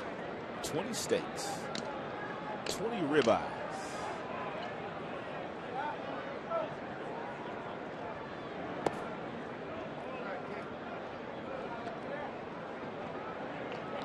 Avila settling in nicely behind the plate now, and again with the injury to Victor Martinez, who by the way is serving a rehab assignment tonight in Toledo, or for Toledo. Avila's gotten the majority of the playing time. Santos has played in just 1 game. That's rolled to first base. Fair ball to Shera, handcuffed, but stays with it. Tigers go 1-2-3. 4 in the books here at Comerica Park. It is still 3-2 Yanks.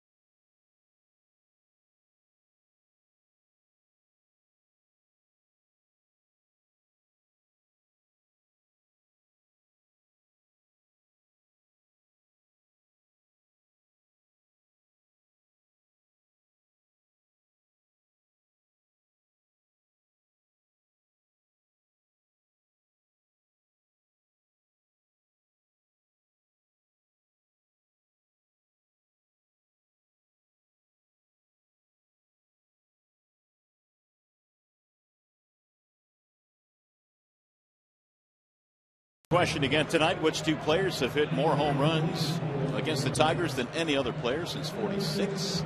And the top two on that list are probably Yankees. Yeah, they are. Mantle and Berra. 73 for Mick, and Yogi Berra has hit 72 or hit 72 against Detroit in his career. Here's the top four. Ted Williams at 71 and Harmon Killebrew 68. I guess Jim told me, and obviously I was wrong. Told he's 6 on that list. Oh, okay. Well, there you go. You know, he's got to be top 10. He's hit 63 home runs against the Tigers. How about Yogi Berra? See ball, hit ball. He kept it simple. Pretty simple. As simple as it gets. He kept it simple. Mark Teixeira leads it off. It's the 5th inning here at Comerica Park, and he rolls the first pitch to second base. Santiago makes the play.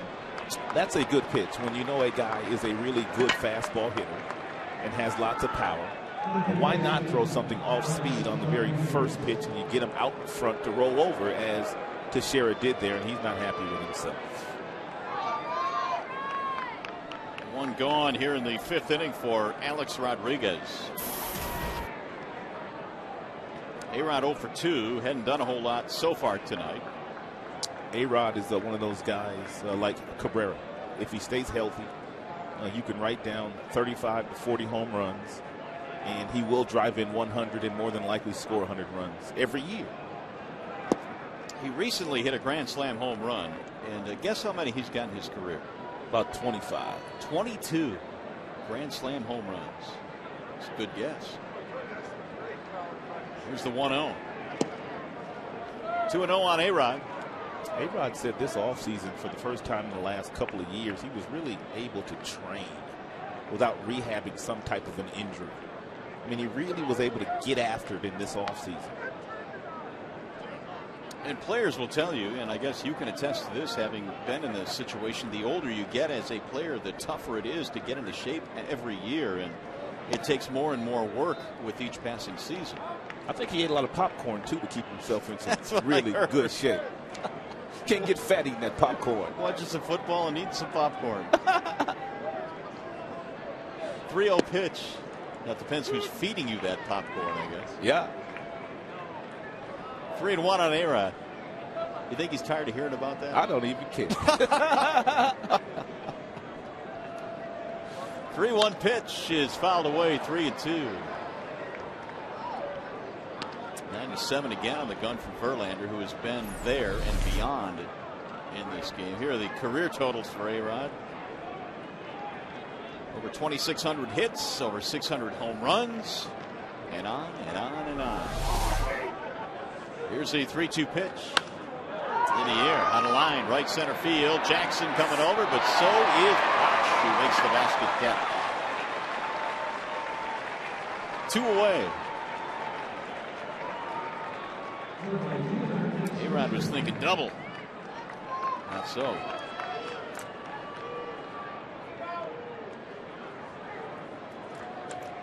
.101 miles an hour he threw a pitch to Curtis Granderson, and he's gone as low as 77. Those readings courtesy of Comcast. 101 miles an hour, and it's just so effortless, it seems. It's tapped to first base. It's a foul ball. Remember in the no-hitter, he was thrown over 100 in the 9th inning. I think 102, second to the last pitch to J.J. Hardy. No balls, 1 strike on Nick Swisher. 0 for 1 with the walk.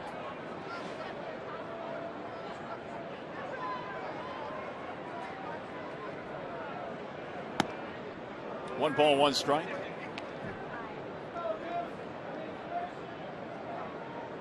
Swisher recently had a stretch of 0 for 19. Missed it low, 2-1.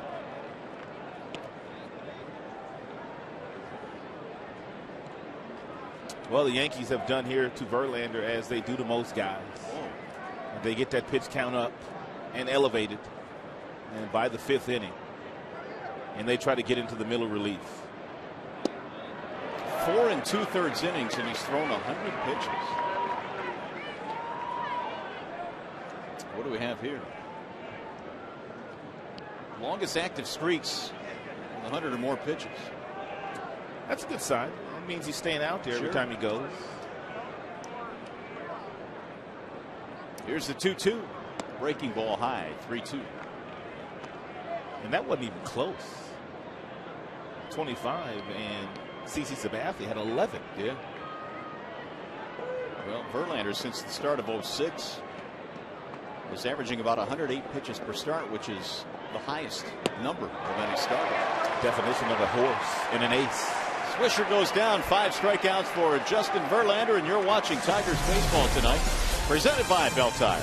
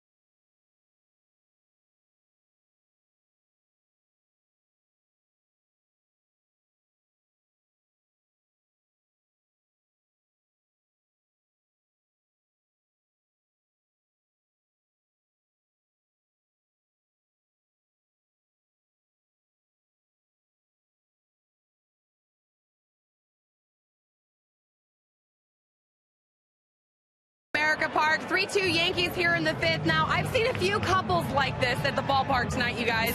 We have Jessica and Tommy Abar, a split couple, Yankees and Tigers. And I understand this is a big debate in your household. Yeah, we actually both kind of battle to try and convert our 3-year-old daughter to our each individual teams.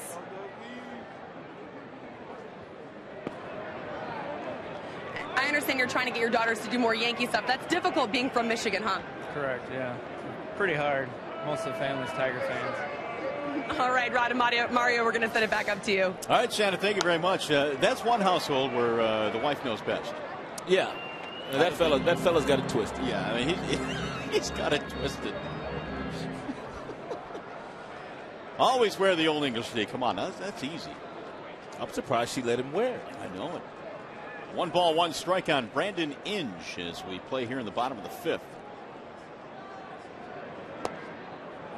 And Colon misses, run it to 2-1. It looks like Bartolo has thrown a few breaking balls the last couple of innings. We told you earlier, if you weren't with us, that 83% of the pitches he throws have been fastballs this year. And he's spotting it very well. Falling behind here now, 3-1, but you see the difference between his pitch count and Verlander's. He's filling up that strike zone. 3-1 pitch is hit hard to third on a hop. A-Rod goes down to a knee. Inge is gone, 1 away. The Yankees really have no problem catching the ball in the infield. They had 3 Gold Glove winners last year: Jeter, Cano, and Teixeira. A-Rod has won a few Gold Gloves playing shortstop, but he has not won any Gold Gloves at third base. He said you couldn't pay him to go back to shortstop. Really? That's what he said. Obviously, there's been a lot of talk about Jeter slowing down and different things like that, and how long Jeter's going to play compared to the length on the contract A-Rod has. And A-Rod says, I want no part of shortstop again. I'm comfortable now. The 0-1 to Jackson. That's the first pitch that has missed the strike zone to Jackson. He had seen 7 pitches, all strikes up until that one. All fastballs, too. The 1-1 is hit foul back out of play. 1-2. The strikeouts have been a problem for several of the Tigers, including Jackson and Rayburn, who are at the top. 39 for Austin, 37 for Rayburn. Yeah, that's a list that you really don't want to be on the top of.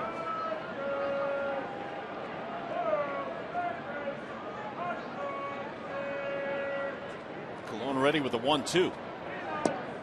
Sinks one low and away. 2 balls, 2 strikes. But unfortunately for the Tigers, a lot of the numbers have been negative across the board in several different categories. And that's what happens when you're playing the way they're playing right now, and you've lost 6 straight. Got him, strike 3. Jackson strikes out for the 3rd time tonight. And Colon has 5 of them overall. Keep your head up, young man. It'll get better. Keep your head up.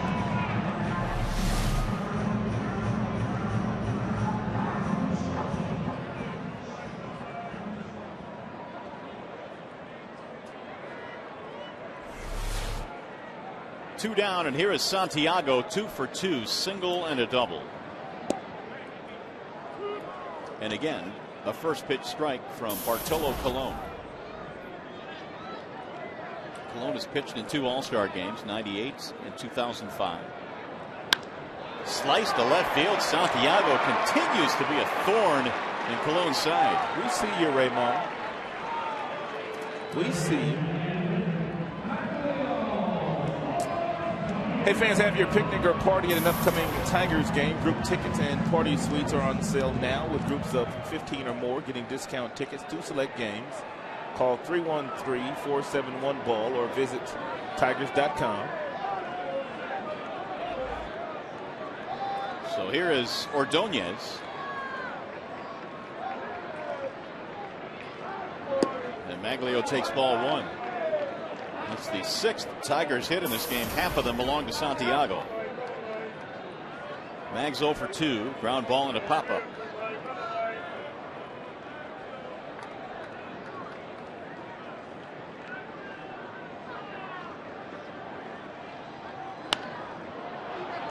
Got on his hands that time, and it's fouled away. 1 ball, 1 strike.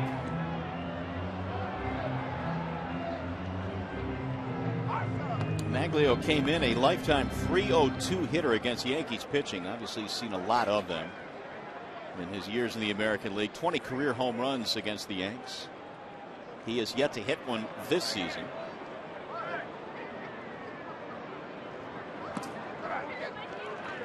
Two and 1. If you're Colon, about right now, you're thinking about that guy in the on-deck circle. And every now and then, when you know there's a dangerous bat in the on-deck circle, you start to squeeze that baseball a little bit tighter. Therefore, not as efficient at throwing the ball over the plate.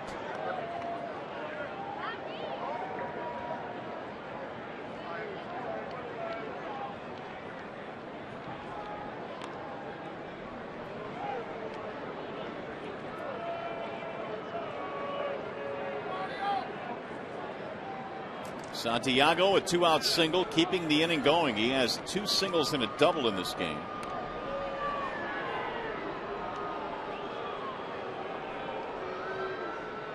For 82, Yankees lead it here in the 5th.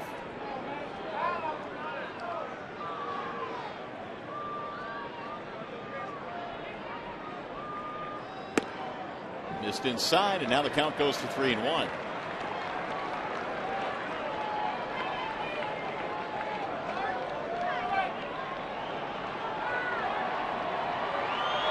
Verlander in this game gave up 3 early runs, but nothing since the 2nd. Needs some help from his teammates tonight. Fouled straight back, 3-2.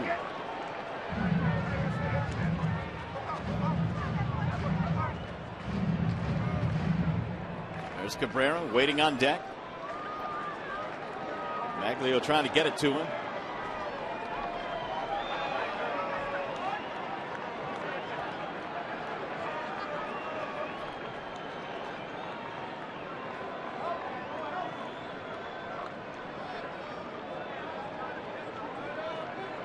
Santiago will be on the run here with 2 outs.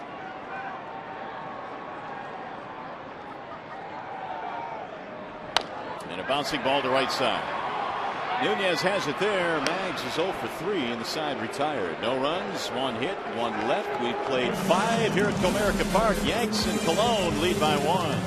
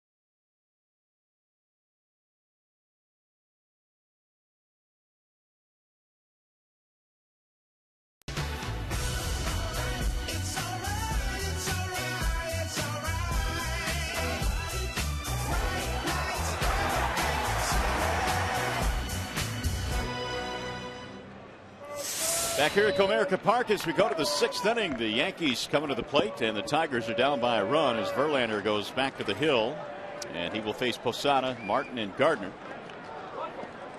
Justin had a 1-2-3 fifth. He had a 1-2-3 third, but has thrown a lot of pitches tonight. He's over the 100 mark here as we play in the 6th. Posada got him for a 2-run double back in the 1st inning, which got the Yankees offense rolling early tonight. The 1-0 pitch is outside, 2-0.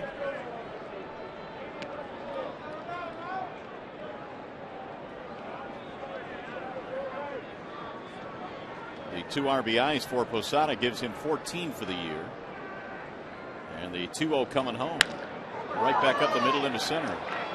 That is a base hit, leadoff man on. Time for a game break. Back to the studio we go, and here's John Keating.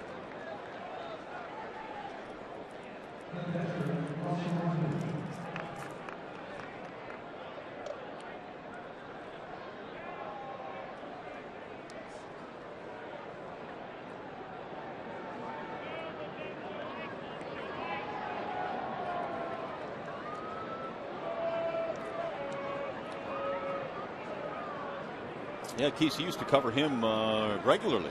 What did he say, 1891? That's what he said. He deserved that. Yes, he did. Because he always picks on us. He teed himself up that time. That he did. Russell Martin, the batter. How about Weaver, though? He had to be scratched from his start yesterday. They says he has some kind of a stomach virus, and he lost 9 pounds. What? And he's still doing that to the Boston Red Sox.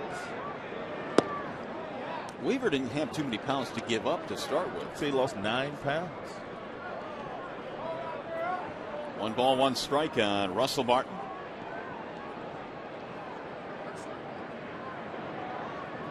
Tigers now have given up 8 hits. They have 6 of their own.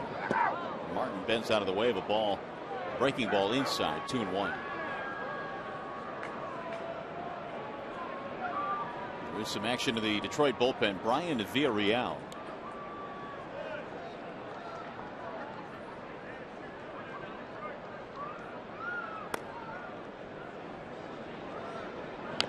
Verlander is going to need some help tonight from the bullpen because of the pitch count, which is as high as it is right now, standing at 110.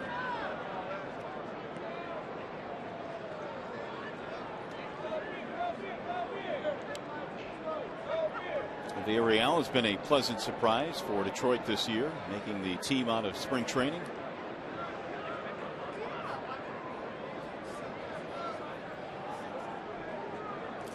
And the 2-2. Swing and a miss, and down goes Martin. JV now with 6 strikeouts. He's going to bring up Brett Gardner.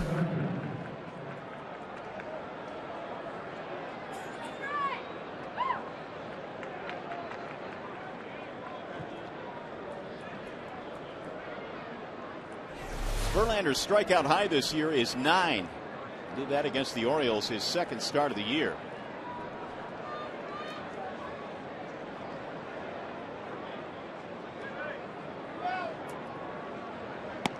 Ball 1.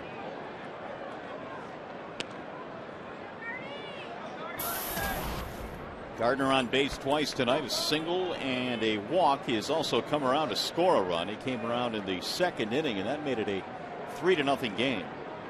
So that run is the difference right now.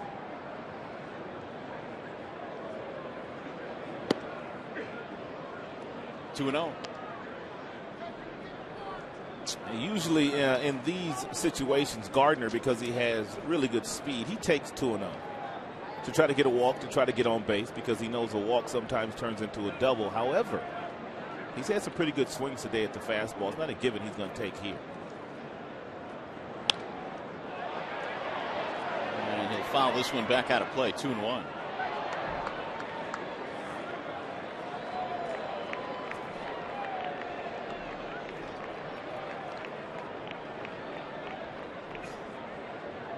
Most pitches per start since 06. CC right behind Verlander, who averages about 108 pitches per start. And Verlander is the only guy on that list that has not won a Cy Young award, but I believe he has one in his future. Lincecum's won 2. Does Halladay have 2 as well, or just the 1? I'd have to look that up. CC has 1. The 2-1 pitch. 3-1 on Gardner. I think he has 2. Halladay? I think he does. Meanwhile, Gardner now has seen a few pitches. He's run the count to 3-1 as you see the breakdown on Verlander's total of 115. I'm being told you're correct. Halladay does have 2 Cy Youngs. The 3-1 is a strike, 3-2. Well, Verlander certainly has the stuff. Yep, he does. And the ability to do it. The month of May certainly has been his best month. He has 18 wins in the month of May, more than any other month. 18-8 record with a 2.75 ERA. That's pretty good. Runner goes and is fouled back.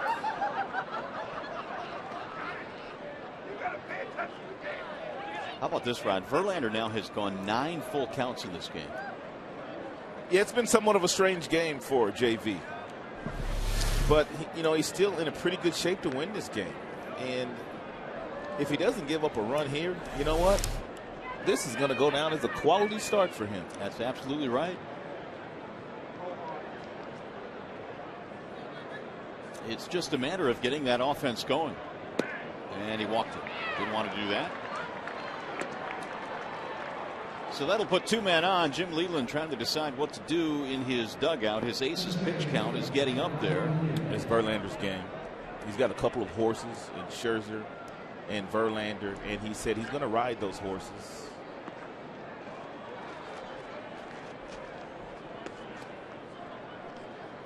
Fourth walk. Scherzer will pitch in this series as well. Max will throw the game on Wednesday against Freddie Garcia. One thing about a 4-game series, you're pretty much guaranteed to see just about every single pitcher on the staff, with the exception of the starter that pitched yesterday. Nunez fouls it back out of play.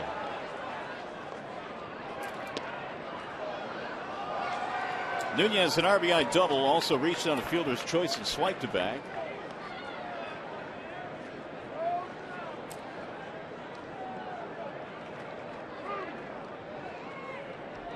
Gardner has walked in this inning. Posada is at second base with a single. 1-1. The most pitches that Verlander has thrown in a start this year coming in was 119, and he has just surpassed that. So this has become the game with the most pitches. 120 and counting. And there's a strike. 1-2.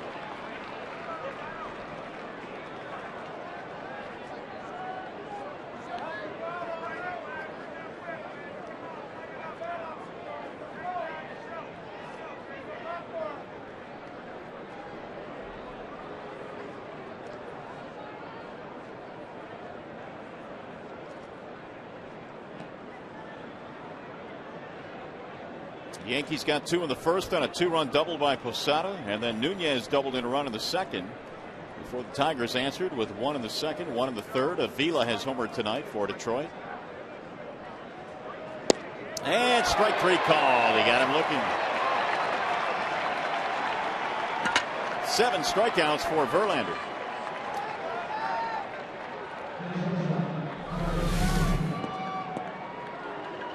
And nothing Nunez could do with that piece of cheese.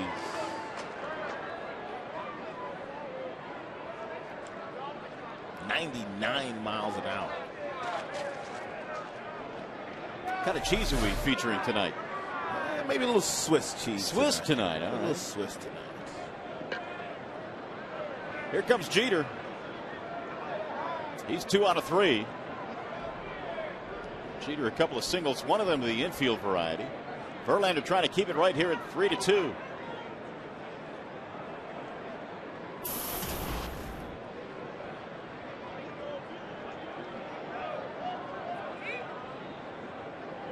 Breaking ball in there for a strike. 0-1 on Jeter.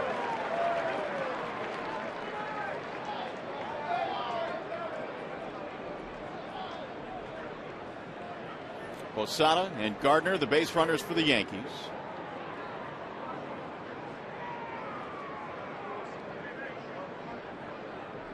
There's only been one player in the history of the Yankees that has played in more games than Derek Jeter, and that would be Mickey Mantle.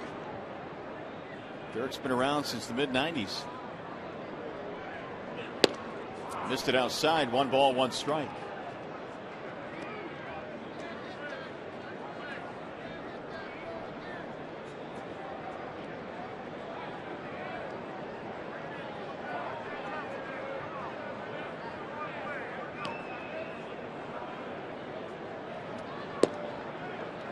Make it 2-1.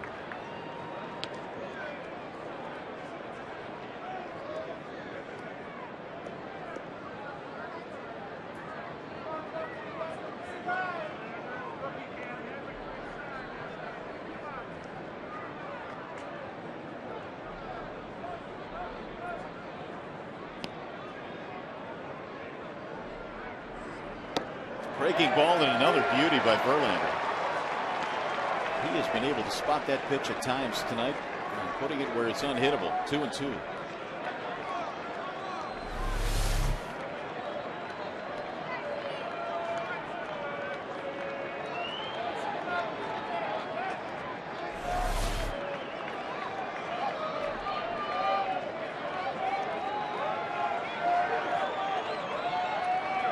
Swing and a miss. He struck him out. Jeter is out of there. 8 strikeouts for Verlander. His longest outing of the season pitch-wise. And now it's up to the offense to get him some runs.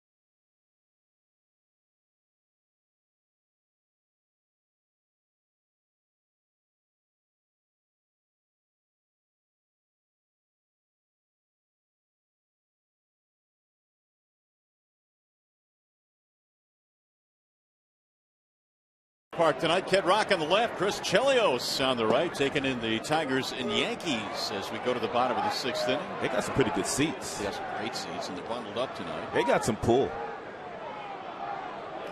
Kid Rock comes to quite a few Tigers games. He loves his Tigers. And open for a comeback here tonight. Tigers trying to get the offense going. Not only does he love the Tigers, but he loves the city of Detroit. I've yet to see him in concert. There's a ground ball to third. A-Rod flags it to his left.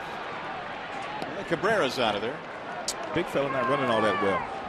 Must have some kind of an ailment going on with his leg. I don't know exactly what it is, but I do know this much. He runs harder than that all the time down the first baseline. So there must be a little issue going on with him. Got hit the other night. I wonder if that's it. He said that hurt too.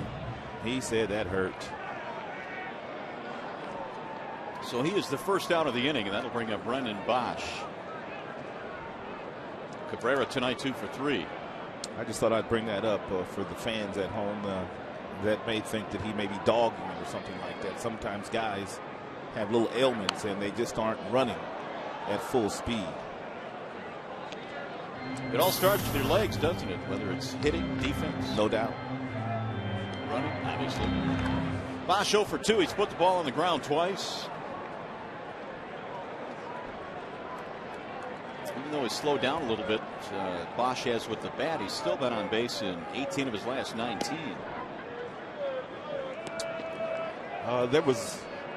He was due for a correction in the market. There's no doubt about that. Yes, he was. Yeah, I mean, it just happens. It's just part of the game. 1 ball, 1 strike. That'll go foul down the left field line.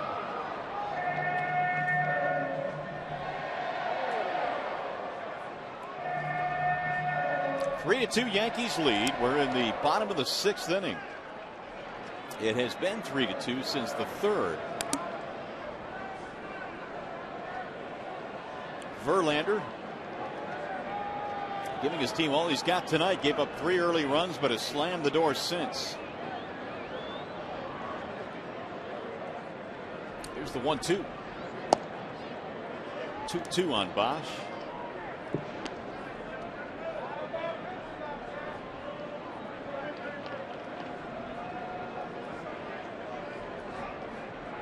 Rayburn on deck.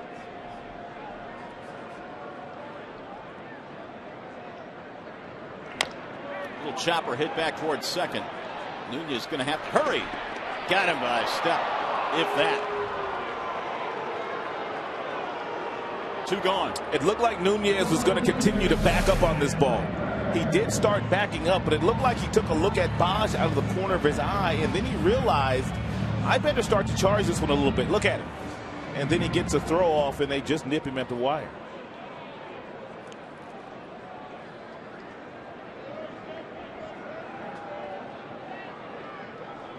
Two outs, and here is Ryan Rayburn. He takes strike one. Fastball after fastball from Cologne here tonight. He continues to get ahead of most Tigers hitters tonight. 4-seam, 2-seam, down at the knees. He'll elevate it every now and then with 2 strikes.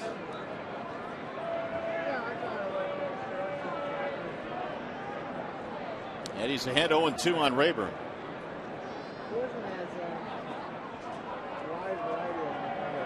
He got him. Strike 3. Caught him looking. He's been impressive tonight. 6 strikeouts for Bartolo Colon. Yankees still lead by 1.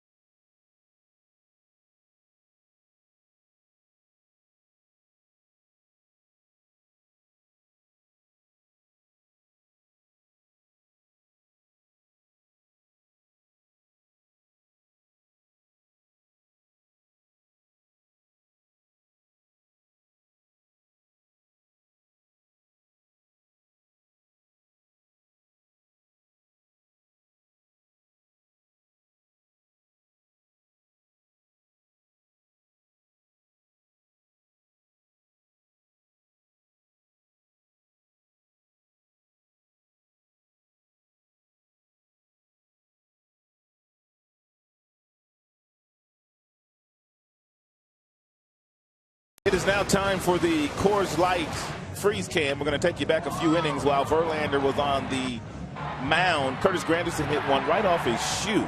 Verlander didn't panic. He got there. He turned his feet. He got in good position and got the out and saved himself a run. Coors Light freeze cam is always brought to you by your Frost Brewed Coors Light. So Verlander goes 6, gives up 8 hits, 3 runs. He strikes out 8 in this game, just as he did on opening day. Struck out 8 against the Yankees. 127 pitches, the second most thrown by a pitcher in the major leagues this year. Halladay 130 in one of his starts. And Granderson leads it off here in the 7th inning. Wall side windows pitching change. Brad Thomas is on.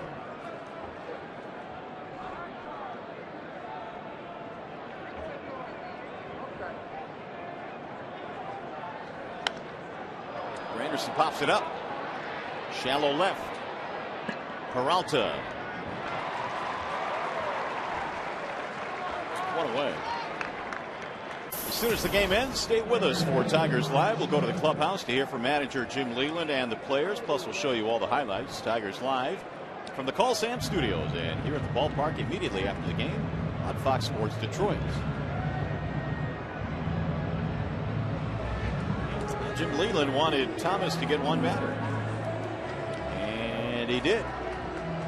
He got the pop-up from Granderson. Teixeira due up, and then it'll be A-Rod, and the Tigers go right back to the bullpen as Ryan Perry comes trotting in. Well, Teixeira is hitting for a low average, batting left-handed this year, hitting 233 coming into play, hitting over 300 right-handed, but he does have more power when hitting left-handed. So I'm thinking that Jim might be playing the numbers here late in the ball game, playing the matchups, trying to give his squad the best opportunity to win this game.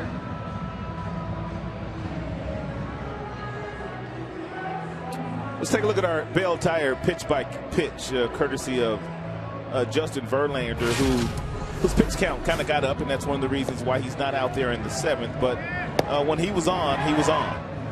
Fastball at 101 miles an hour he topped out at. He had some good secondary pitches. But this Yankees team is very, very difficult to maneuver through. But he did the best that he could tonight.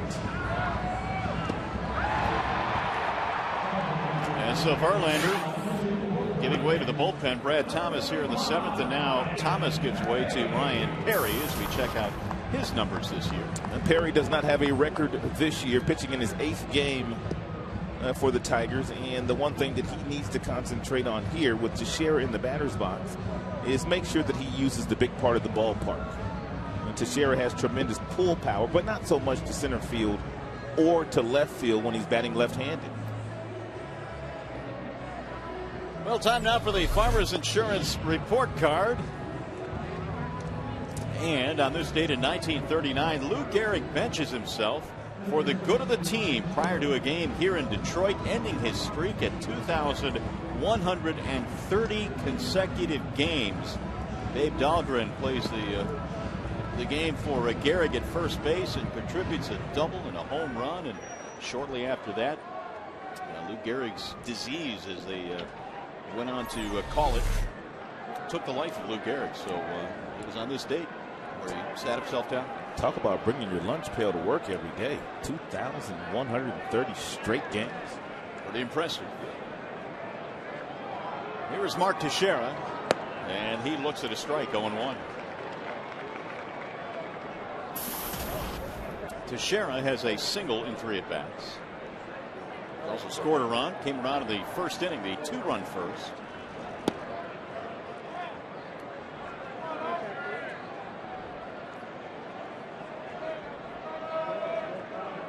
Perry, the 3rd Tigers pitcher used tonight.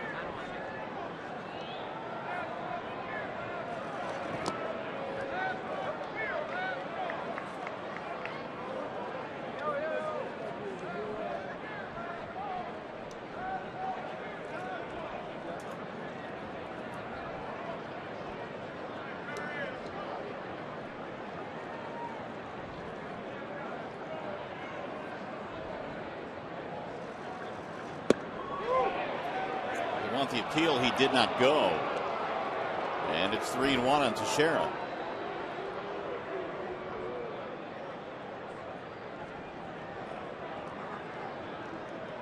A-Rod will be next.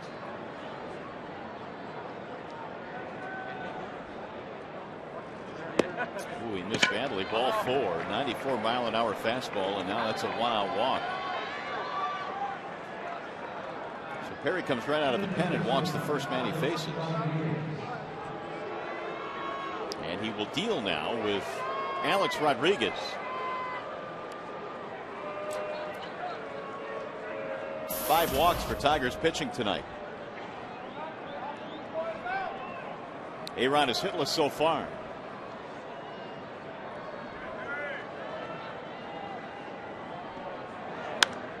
Pops him up. Shallow right field. The second baseman Santiago to the grass. That's a big out, 2 away.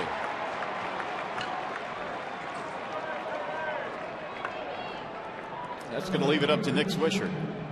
Alex Rodriguez, the only Yankees hitter that is yet to reach base tonight.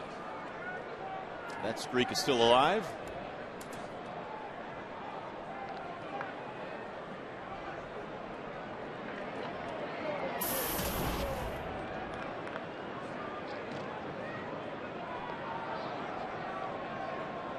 Swisher is 0 for 2.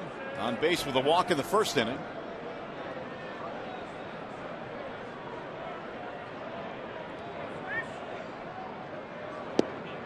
He looks at ball 1.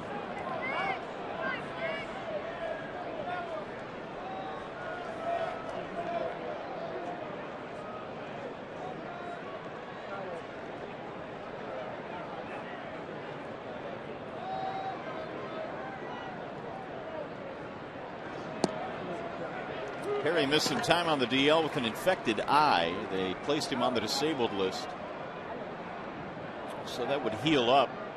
And he was activated on the 20th of April. Flew him out to Seattle to try and help win him a game. He did, and had to fly all the way back with the team. The 1-1 is swung on and missed. 1-2.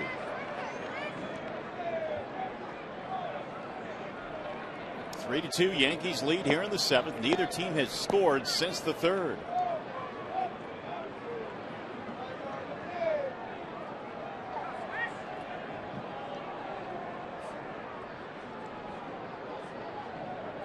And the 1-2. Just off the plate, 2 balls, 2 strikes. Tigers really have some guys at the back end of their pen that can really bring it. Perry is one of them. Although Leland was saying the other day that it seems like every team in the big leagues now has a guy that comes out in the 6th, 7th, 8th, and 9th innings that can throw 95. He's right. Power arms have really taken over late in games. The 2-2 rolled foul. Good young power arms, too. A lot of good starters in the big leagues, too. A lot of offense have been kind of stagnant at the beginning of this year. And you could say cold weather plays into it. But there's also some really good pitching in both leagues. A lot of young guns. The offensive numbers this April were down as compared to other Aprils. The 2-2 is hammered to left field. Rayburn on the run. Reaches, can't get it. It's over his head. Here comes Teixeira to third. They're going to stop him there. It's a 2-base hit for Nick Swisher.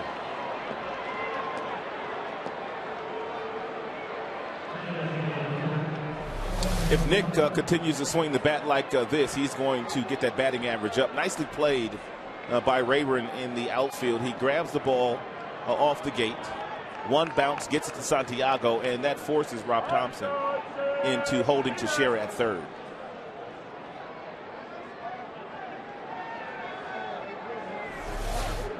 So it stays a 3-2 game. Perry still has a chance to get out of this inning. But he'll have to get Posada, who has 2 hits tonight.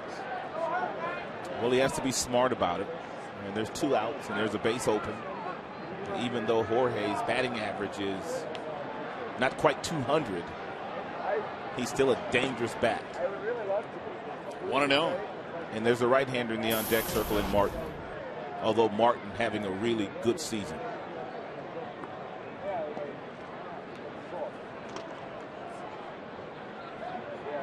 Nine hits for the Yankees, courtesy of that double by Swisher.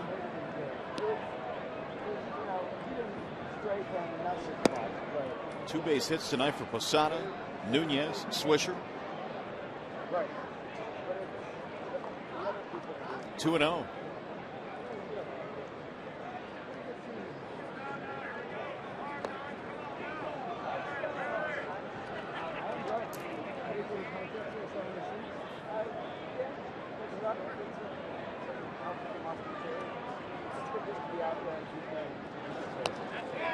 There's a strike. 2-1 on Jorge Posada.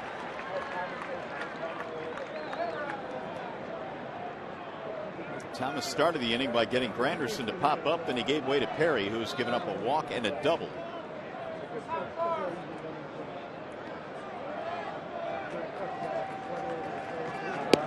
swing and a miss. He threw the fastball at 95 right by him. 2-2 on Jorge Posada. Perry's got a decent slider, but I don't think he has the confidence in that pitch to throw it in this situation. He was beat on his slider that last homestand, a 3-run home run by the shortstop, Rodriguez of the Seattle Mariners.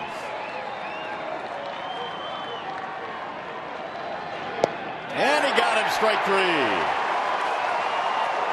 Posada is caught looking. Perry pitches out of trouble here in the 7th. It is stretch time at the ballpark. Tigers need to get the bats going. They're down by a run.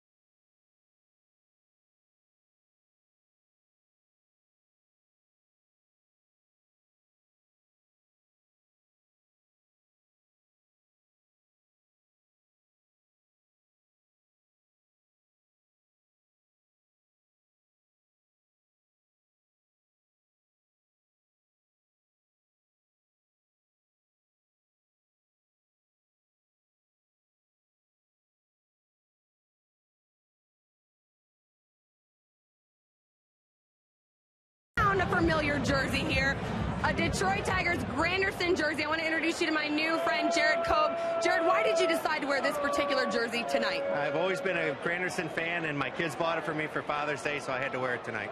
Would you be a fan of him if he played anywhere else? Obviously, he's playing the Yankees now. Still a fan of the man himself. Oh, absolutely. Class guy, great baseball player. And wherever he goes, always be a fan.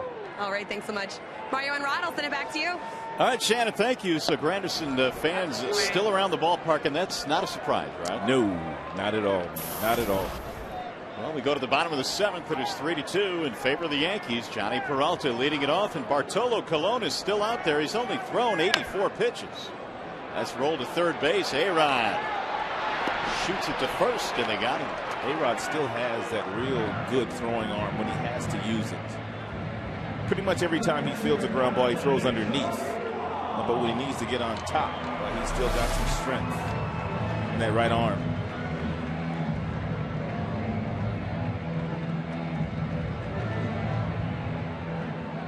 It's nice to have a guy on the other side of the diamond, too, that could possibly bail you out if you do bounce 1-2 into Sheriff. He's got some soft hands at first base. Here's Avila. Yep, as you mentioned, Gold Glover is just about everywhere in that infield for New York. Avila homered back in the 2nd, a solo shot that put the Tigers on the board after falling behind 3-0.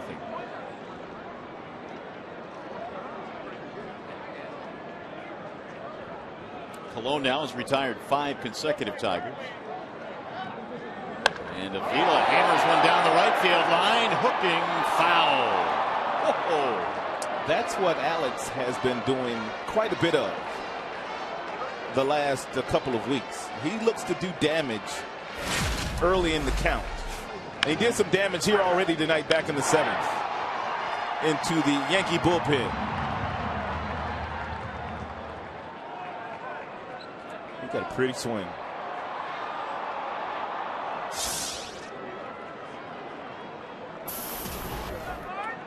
One for two for Avila, now batting .304. 20 RBIs.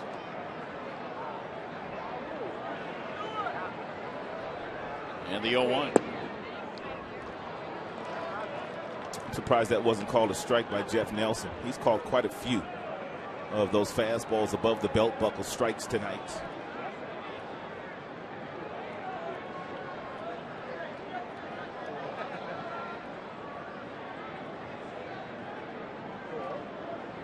Swing and a miss. 1 and 2 on Avila. It is really fascinating the amount of fastballs that Colon has thrown in this game.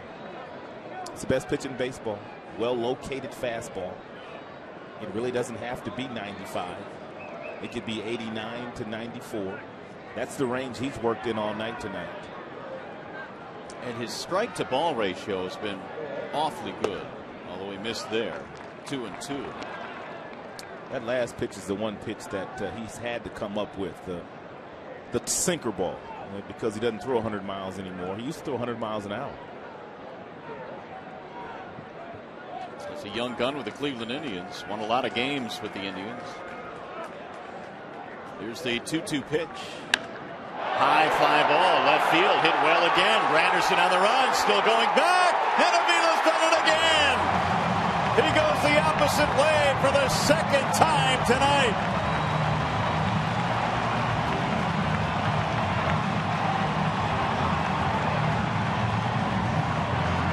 Brand new ball game.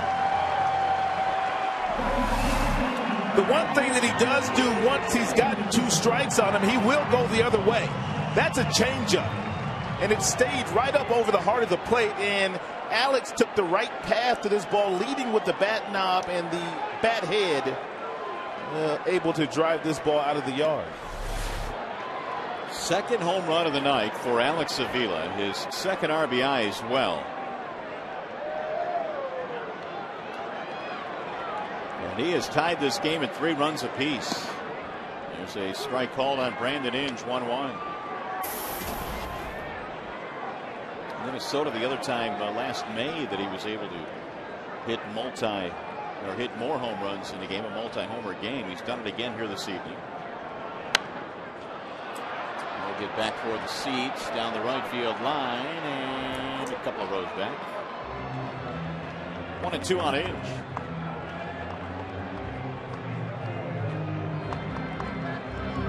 So with 21 RBIs now, Avila is tied with Cabrera for the team lead. How about that? It's simply amazing. He's catching every day, too. He caught every day on that last homestand here at Comerica Park, every day in Cleveland. Got him, strike 3. Inge didn't like it, but he's called out. Yeah, he hadn't been getting too many days off. He's gone out there day after day after day, and now the 21 RBIs leads All-American League catchers. He's not going to get many days off either if he continues to swing the bat like that. Colon, meanwhile, has 7 strikeouts. Here's Austin Jackson with 2 away. Wave and a miss, 0-1.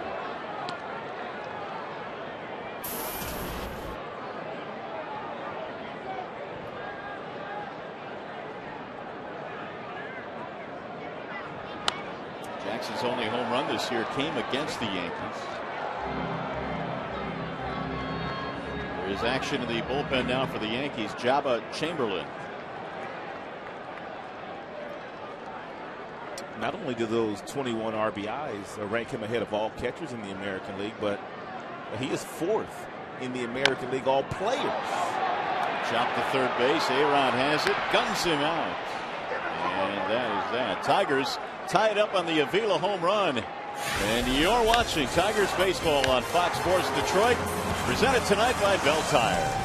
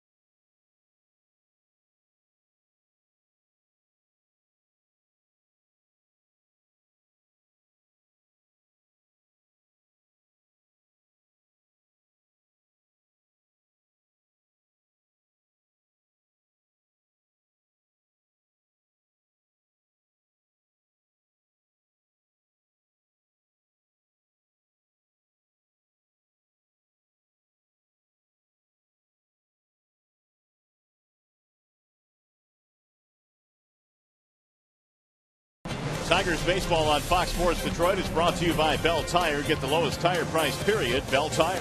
And by Priest in 3D in theaters May 13th. Back here at Comerica Park in downtown Detroit. Brand new ball game now, thanks to Alex Avila, who has hit 2 homers tonight, both solo shots. And Al Albuquerque is the new pitcher. 16 strikeouts for Albuquerque in 8 1/3 innings against 4 walks. And the last time we saw him in Cleveland, he pitched 3 innings and had 6 strikeouts, and that slider was literally unhittable.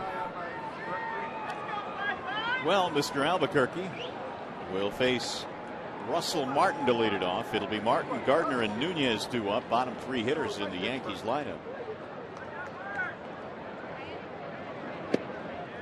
Slider missing inside to Martin. Albuquerque has the kind of slider whereas an opposing batter can go up there and look for it and still not make contact with it. That time he threw it in the dirt, 2-0. But the key now is, does he throw a fastball here? Because if you're Martin, that's exactly what you're looking for. You're looking for a heater now because he's missed with the first 2 breaking balls.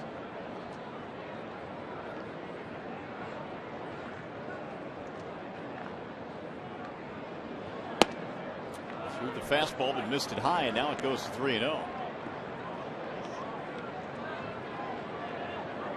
Albuquerque replacing Perry, who replaced Thomas. Verlander went the first 6. Here's the strike call, 3-1. Back-to-back fastballs.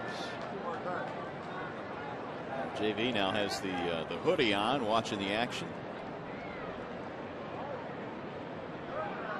3-1 pitch. Breaking ball away. He missed with every slider he threw, and so Martin is aboard to start things off.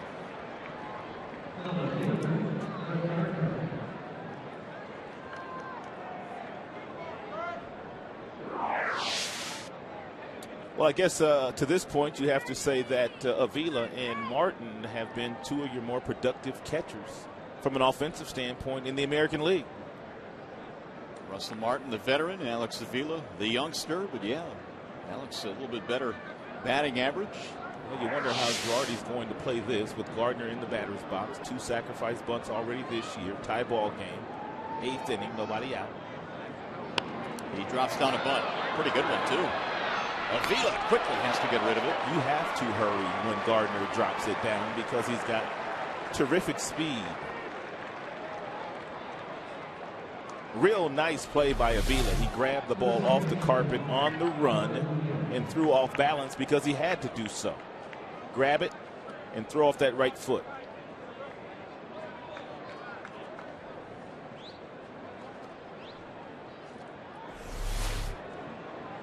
Rick Knapp out to have a conversation on the hill with Nunez due up.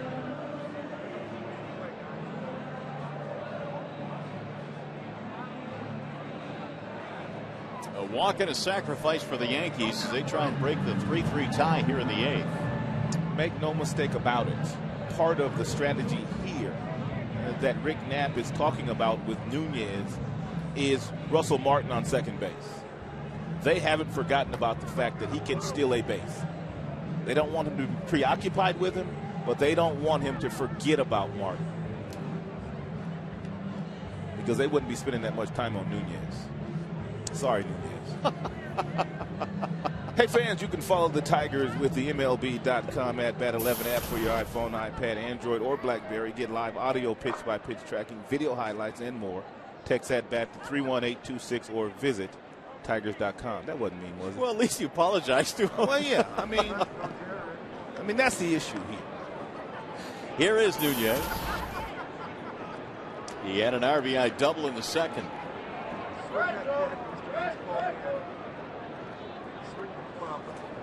And he looks at ball 1. So Albuquerque, who was dotting the glove with his breaking ball in his last appearance in Cleveland, having trouble throwing it for strikes.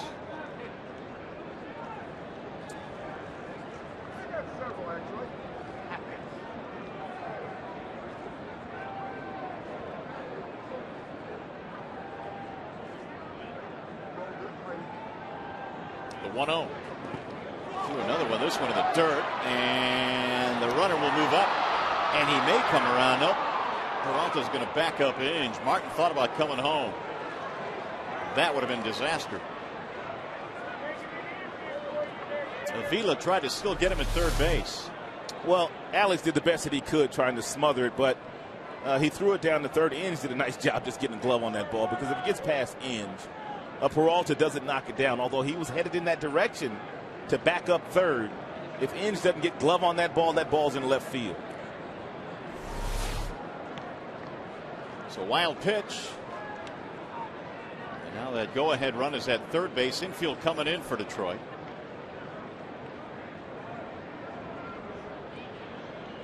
And it's 2-0. Nunez.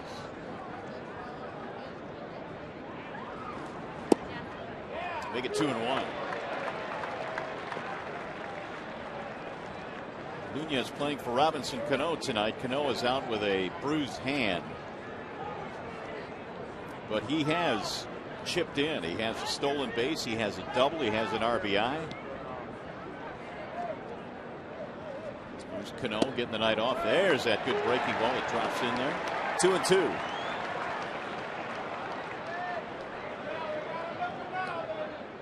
Cano was having a great year as well. Robinson hit for power, hit for average. Robinson Cano is one of the best players in Major League Baseball. On the ground to the shortstop. Peralta, nice play. They'll hold the runner. Little spin move there by Johnny. 2 gone. So it'll take Jeter now. This much we do know about Johnny.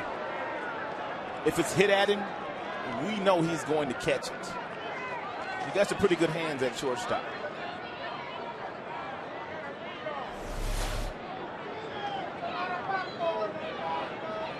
Jeter is 2 for 4, 2 singles, 2 strikeouts.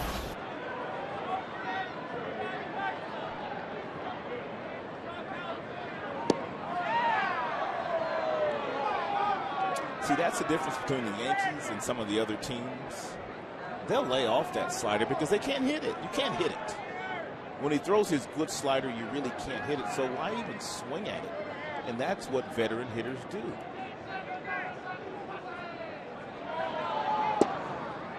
Ooh, right at the knees, a strike. Jeter thought it was low, 1-1. Meanwhile, on the flip side of that, the Indians were flailing away at it all night long. Yes, they were.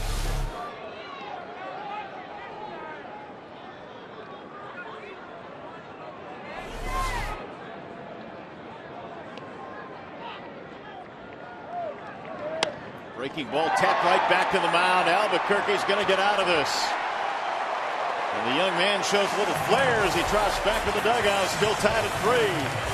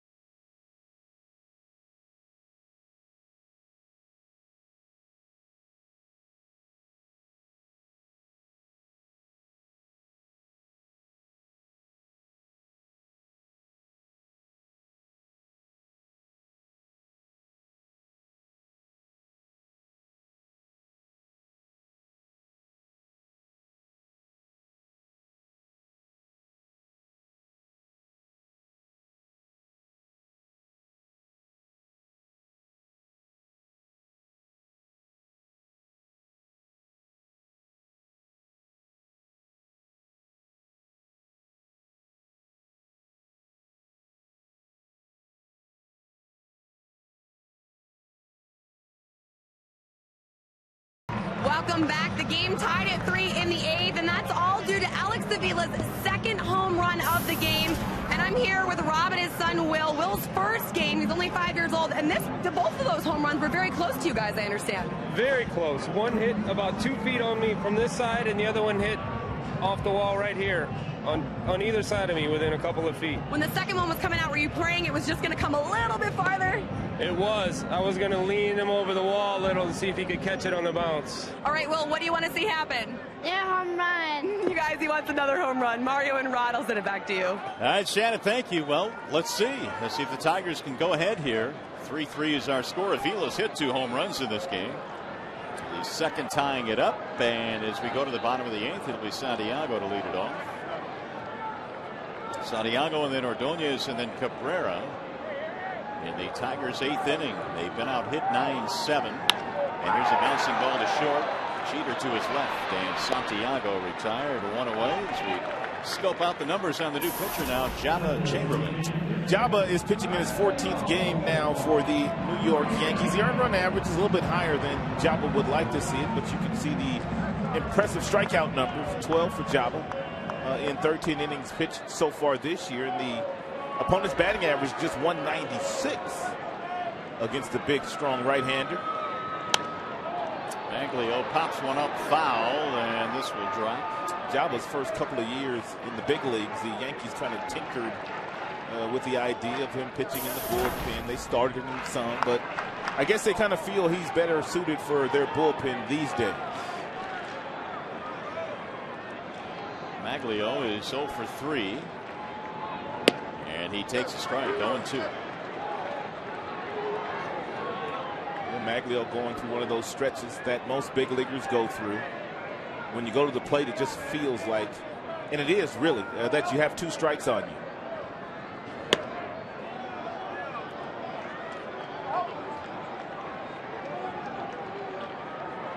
One and 2 on Maglio Ordonez.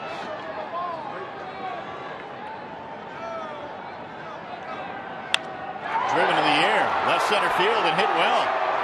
Gardner is going to run it down. Boy, does he have speed out there. Closing speed. Jeez.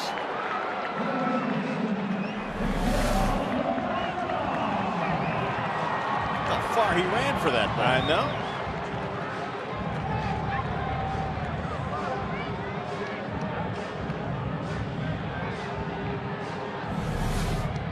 Second out of the inning.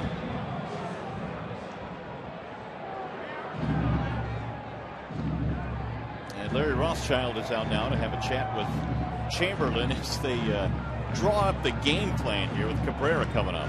Well, they probably don't really want to mess with Cabrera here. Girardi has kind of watched what Cabrera has done. They've probably dissected some film on Cabrera, like most opposing managers and pitching coaches do. Well, they had a front row seat when Cabrera back on April 3rd hit 2 home runs off Phil Hughes at Yankee Stadium. Heavy tonight with 2 more hits. He could do the same thing to Jabba Chamberlain if Jabba's pitching to him. Swing and a miss.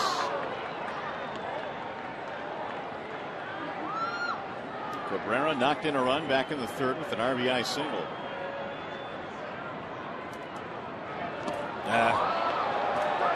Very seldom do you see Cabby swing at 2 pitches like he just swung at. Very seldom.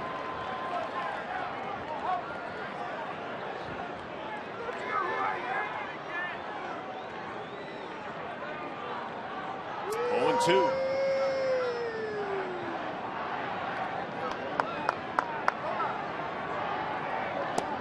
2. Wouldn't chase that one. The breaking ball dipped away. 1 ball, 2 strikes.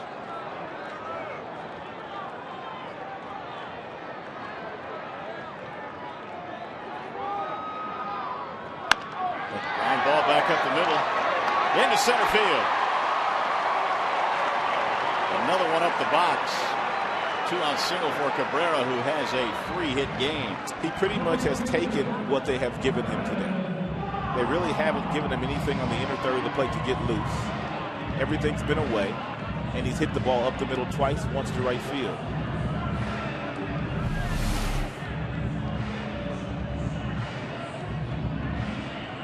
Really nice look there. A little spin on the slider. Not much of a slider.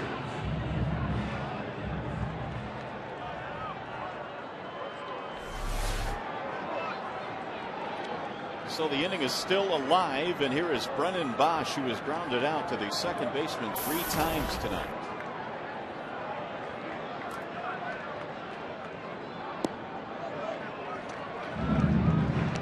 That's the 8th Tigers hit of the game. The Yankees have 9.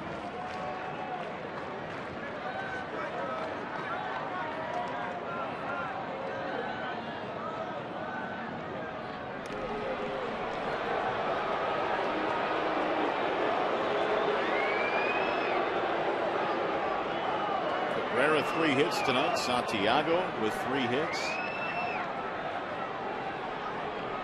6 of the 8 for Detroit, and a strike call. And Avila with the other 2, both of them home runs.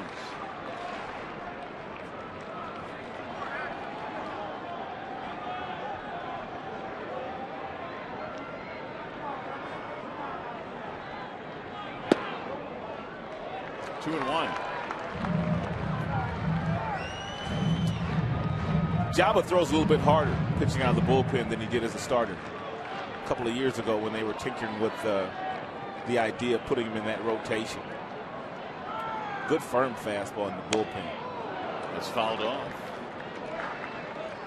By the way, Victor would normally be batting behind Miguel Cabrera, serving a rehab tonight in Pawtucket with Toledo, and Victor Martinez 1 for 2 with a sac fly and an RBI. Also a base on ball. When is he eligible to come off the disabled list? Do you know? Today is what, the 2nd? The 4th, I believe he's eligible. Swing and a miss. Bosch goes down, and the Tigers are done. So 8 in the books here. And as we go to the 9th, we're still tied at 3.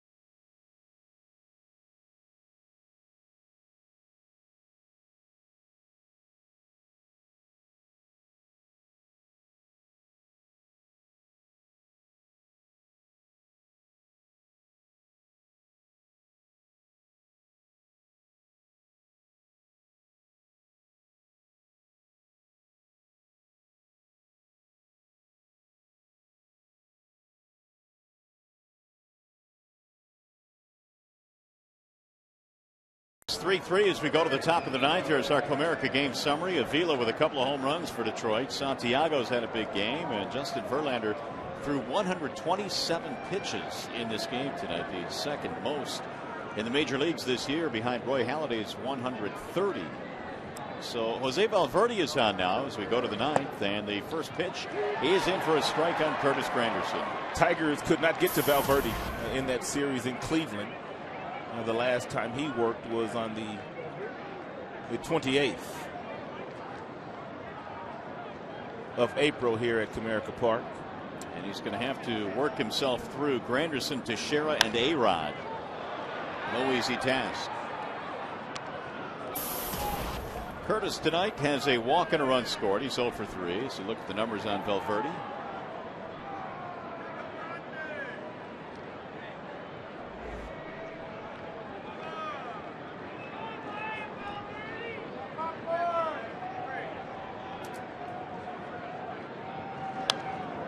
Fouled away. 0-2 the count stays on Curtis Granderson.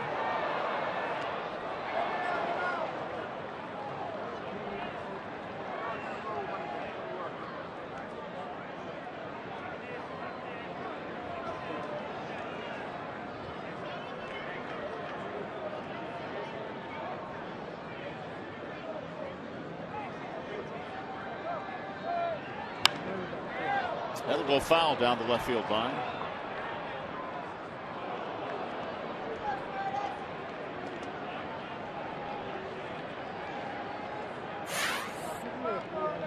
There's a deal that was pulled off on December 9th of 09. The Tigers getting 4 players: Cope, Jackson, Scherzer, and Schlereth. Granderson went to the Yankees. Edwin Jackson, Ian Kennedy went to the Diamondbacks. The 0-2. 1 ball, 2 strikes on Granderson.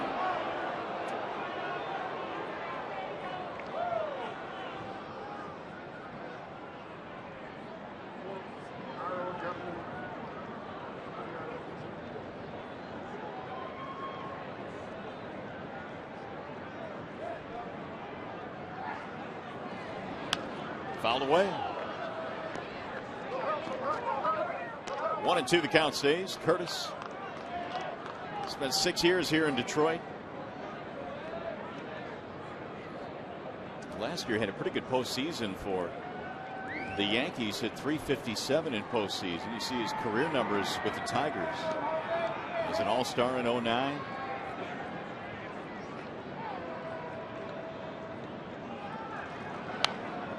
Fouled away again.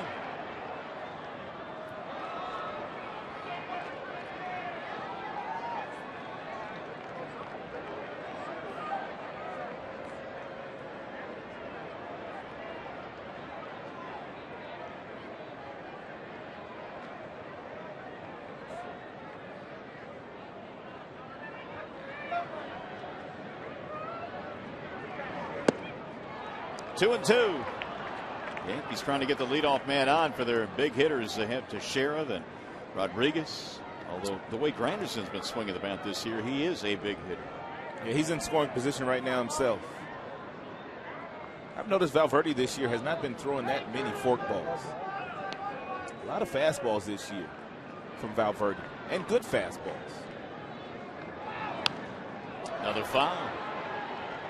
That was a splitter there, though. Kind of left it up, and Avila wants to talk to him about that. Meanwhile, the 10th pitch in this at bat is upcoming. Oh, you can really see it now. That's a nice look there. And that's the maturation of Avila. He got up and he got out to the mound. He said, you can't throw it there consistently and get away with it. That was right down the middle, big fella.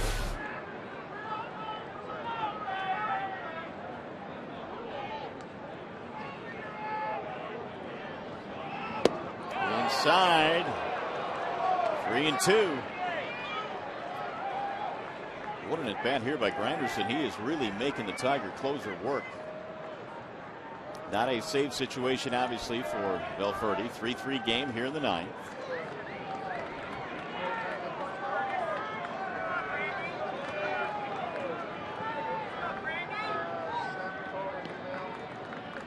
Here comes the 11th pitch. And he fouled it off just alive. Avila unable to hold on to it.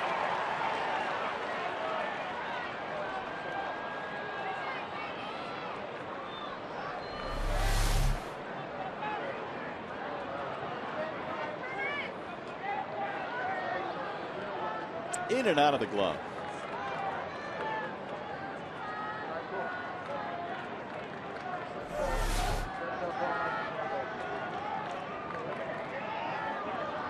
Outside, he lost him. What an at bat by Granderson, a 12-pitch at bat. Hey, Tigers fans, it's easier than ever to find the seats you want or to sell the tickets to the games you can't make on StubHub, the official fan-to-fan ticket marketplace of the Detroit Tigers. Go to StubHub.com and choose your seats today. Well, let's see what the Yankees are going to be able to do here. They get the leadoff man on with the walk to Granderson, his second walk tonight. Granderson's a good base runner and has the ability to steal, but well, the last thing you'd want if you're Girardi is to get him thrown out with some of these big boys coming to the dish.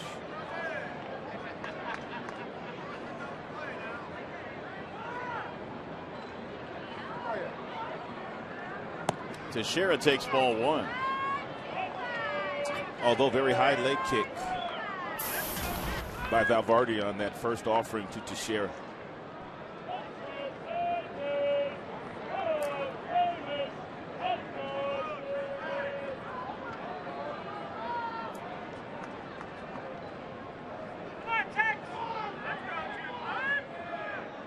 Here's the 1-0, runner goes.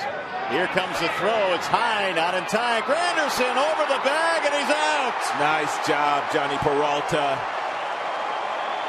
He had it swiped with ease and then rolled over the bag. Nice job, Johnny. Way to stay with him.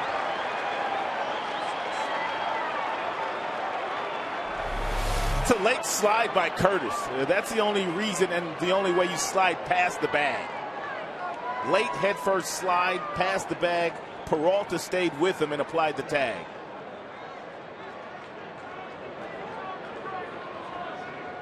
Well, what a big play that is. Johnny never gave up on it. Granderson's out. Meanwhile, a 2-0 coming. Way outside. 3 balls and no strikes.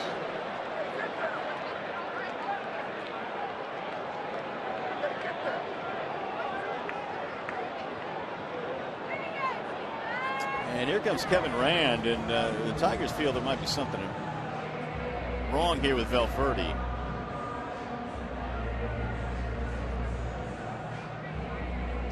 And looks like he's moving his shoulder a little bit. Well, you don't want to see that. He's saying he's okay, and he's asking, can he throw one?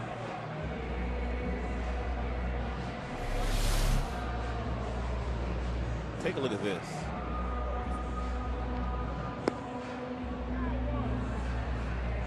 Ooh, there's a wince.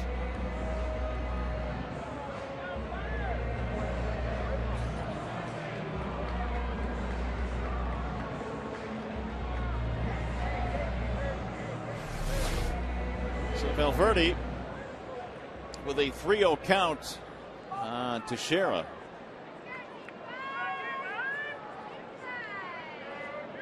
One out, nobody on. We're in the 9th. 3-3 game. Teixeira has the green light to swing if he chooses to do so.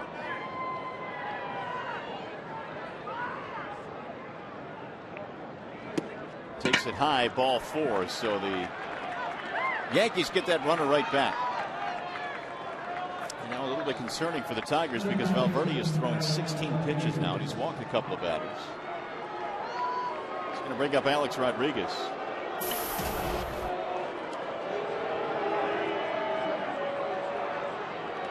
Aaron can certainly do some damage. He is 0 for 4 tonight, but he also leads the Yankees, having bounced into 5 double plays this year.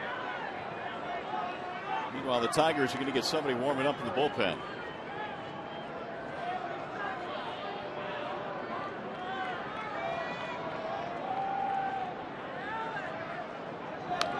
A-Rod had a rip, fouled it straight back.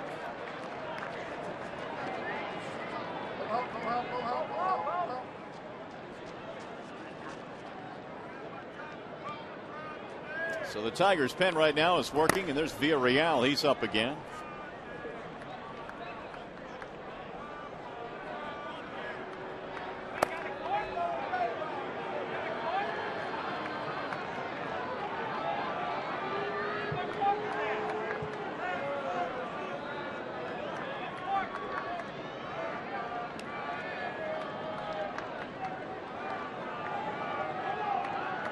Alex is now just 3 for his last 31, so he has slumped a bit of late. And that has brought his average to 260. The 0-1. Fouled straight back again. A couple of fastballs fouled straight back to the screen. 0-2.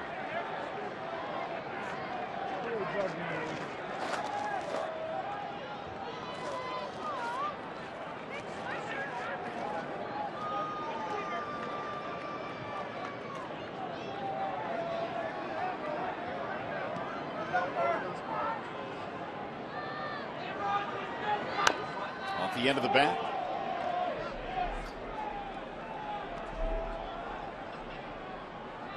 Oh, 0-2. The count stays on Alex Rodriguez.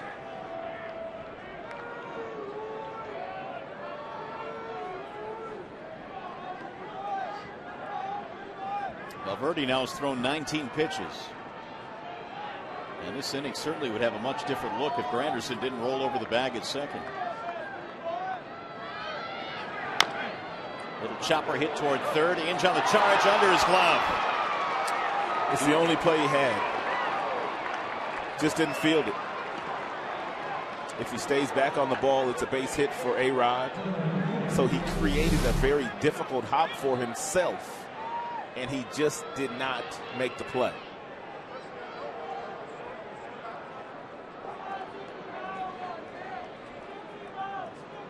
That's going to put runners at first and second with 1 out. Infield hit for Alex Rodriguez.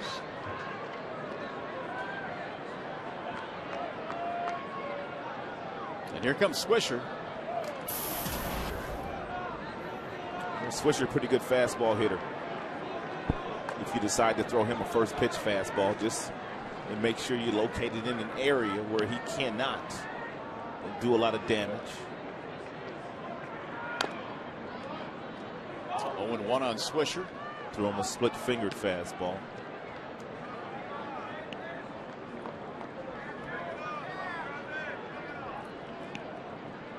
Swisher tonight doubled in his last at bat. Didn't score though. He also has a walk, 1 for 3.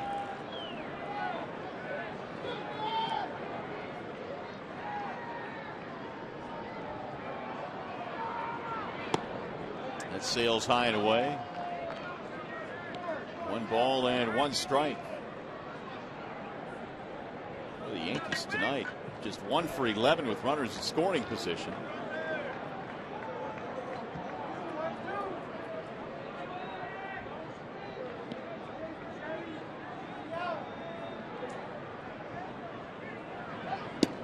Posada's first inning 2-run double is their only hit with a man in scoring position in this game. They got 2 in the first, 1 in the second, have not scored since. And there is Posada waiting on deck.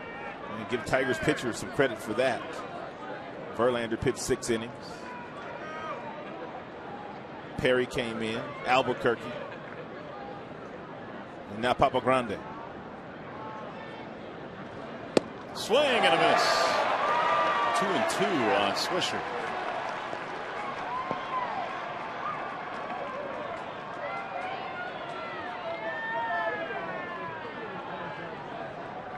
Two on for the Yankees. Infield single and a walk.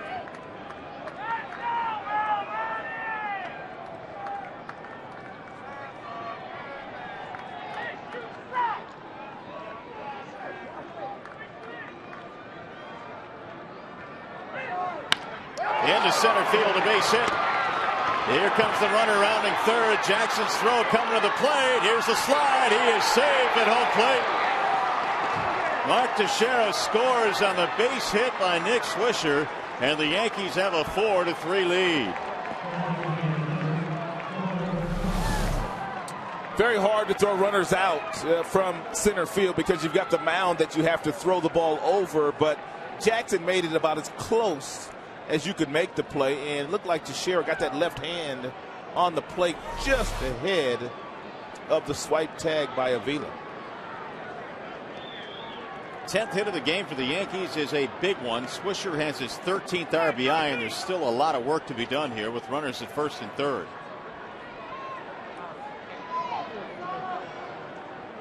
You brought up the fact that Swisher's a good fastball hitter.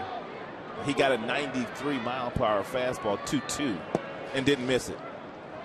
And that thing was an absolute bullet back up the middle into center. Check the hit total, 11 for the Yankees, and they go ahead 4-3. A-Rod is at third base. Swisher at first. Posada trying to drive in another. An insurance run. It would be for the Yankees. Inside and high, 2-0.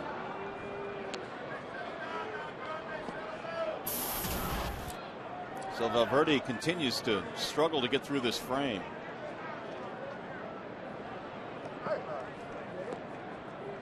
Meanwhile, guess who's up in the Yankees bullpen? He's off to the best start in his career, believe it or not.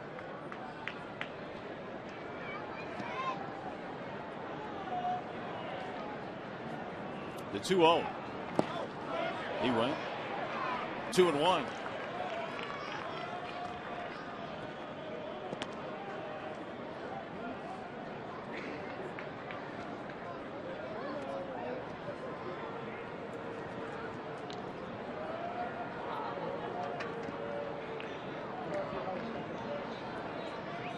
Posada doubled in 2 in the first. That's outside. Now it's 3-1.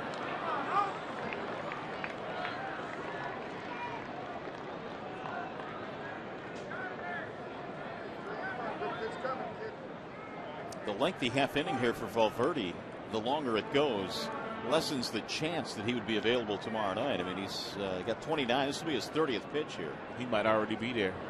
Swing and a miss. 3-2. So that's number 30. Still only 1 out.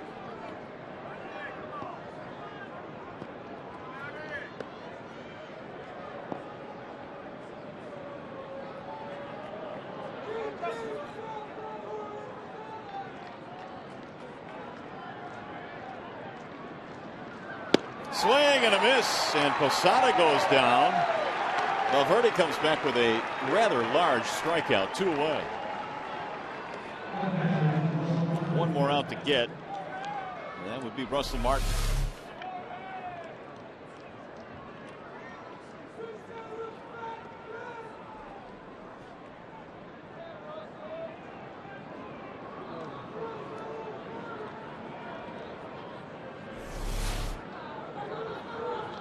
So here's Martin now.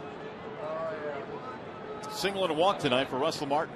4-3. Yankees have taken the lead here in the 9th.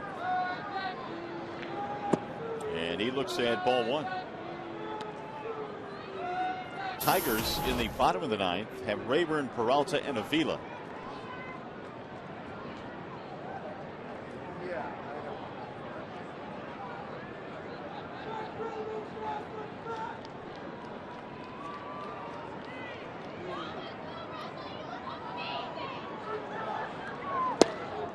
Tigers pitching tonight has posted 10 strikeouts, 8 by Verlander, 1 by Perry, and 1 for Valverde. Yet they are trailing here 4-3.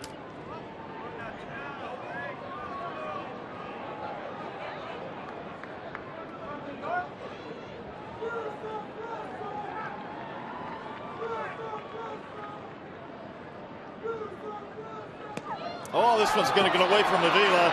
Here comes Alex Rodriguez, and he'll score. Standing up. 5-3 Yankees. Tigers give him one there.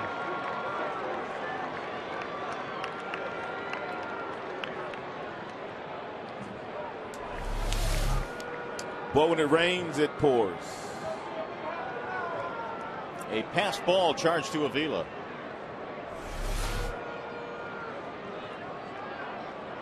It's a tough one to swallow right there. 2-run lead now.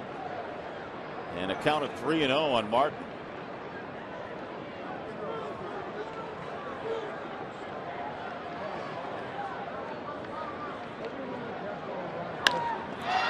That's in the air towards center field. On the move, Jackson, and that is that. But a big inning for the Yanks. They get a couple to break the tie. Last chance coming up for Detroit.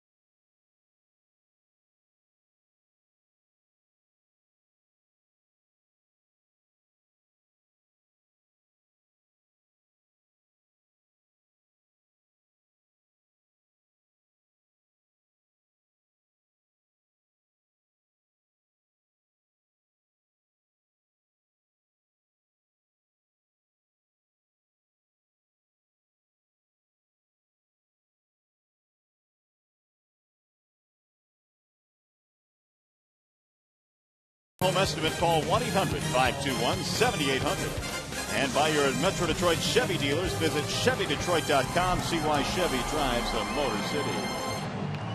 By the way, this copyrighted telecast is presented by the authority of the Detroit Tigers. May not be reproduced or retransmitted in any form. And the accounts and descriptions of this game may not be disseminated without the express written consent of the Detroit Tigers.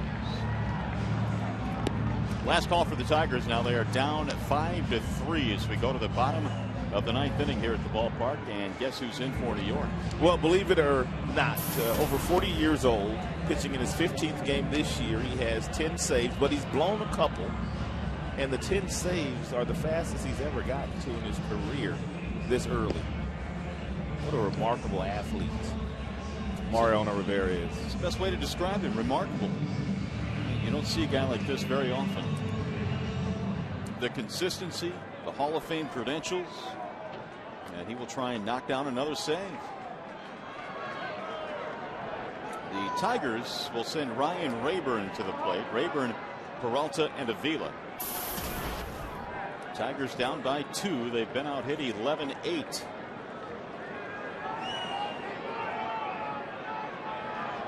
First pitch is in for strike one.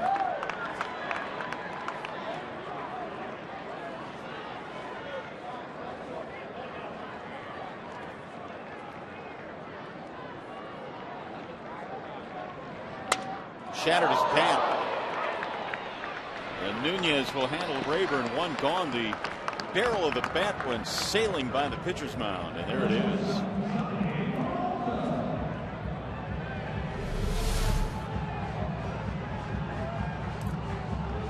That cut fastball, you can look at it. Look at that look there. I mean, you can just kind of see the only pitch that he throws, and you can just see that ball, that last shot. It starts out right down the middle, and it ends up on the outer edges, and that's why Rayburn hit that ball off the end of the bat. And by the time you pick it up, you know what's coming, but by the time you pick it up, it's too late. You started your swing. Rivera, 41 years old, facing Johnny Peralta. Johnny 0 for 3 in this game.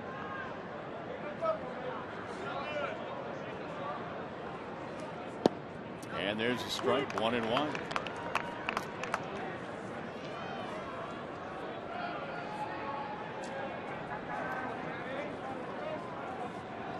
Tomorrow night in game 2 in the series, Brad Penny, CC Sabathia. On the ground to third, deep behind the bag, A-Rod has it. Runs to first, right on the money, 2 gone.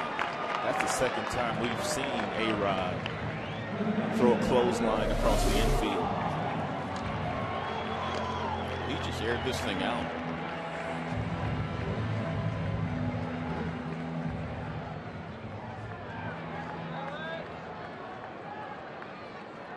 2 gone, and the Tigers now will send Alex Avila up there.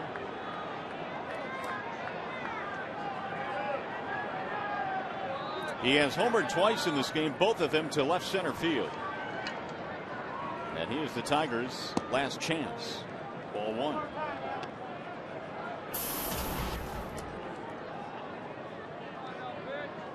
Power numbers, for impressive as they are, Avila's still hitting over 300 as well. 313. The 1-0.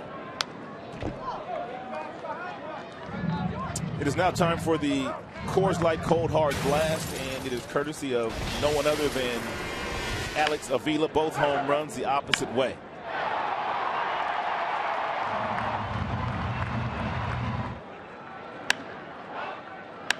Almost carbon copies.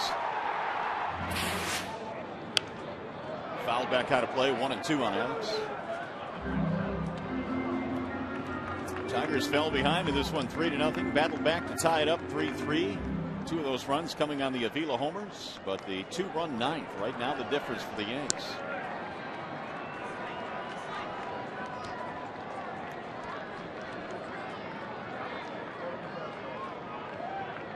And the 1-2. Swing and a miss. He struck him out. The Tigers go 1-2-3. And the Yankees win game 1 in this 4-game series. It's tough on the boys right now. It is really tough on them. Tigers have lost 7 straight games, and including the first one here in this 4-game set to the New York Yankees. Chamberlain gets the win over Valverde. Rivera the save, his 11th. There's your final score. 5-3. And Ron, I tell you what, the Tigers right now need to find a way to regroup, because as we get here into the month of May, it certainly gets into the part of the season where, you know, now it's not early anymore. Yeah, you're right. I mean, they can't continue to dig holes for themselves as they have done, because the Cleveland Indians, they appear that there's no let up in sight, and you can't fall too far behind them. So there's your final. 5-3 is our score. Our coverage continues now as we send you to John Keating. He's standing by in the Call Sam studios.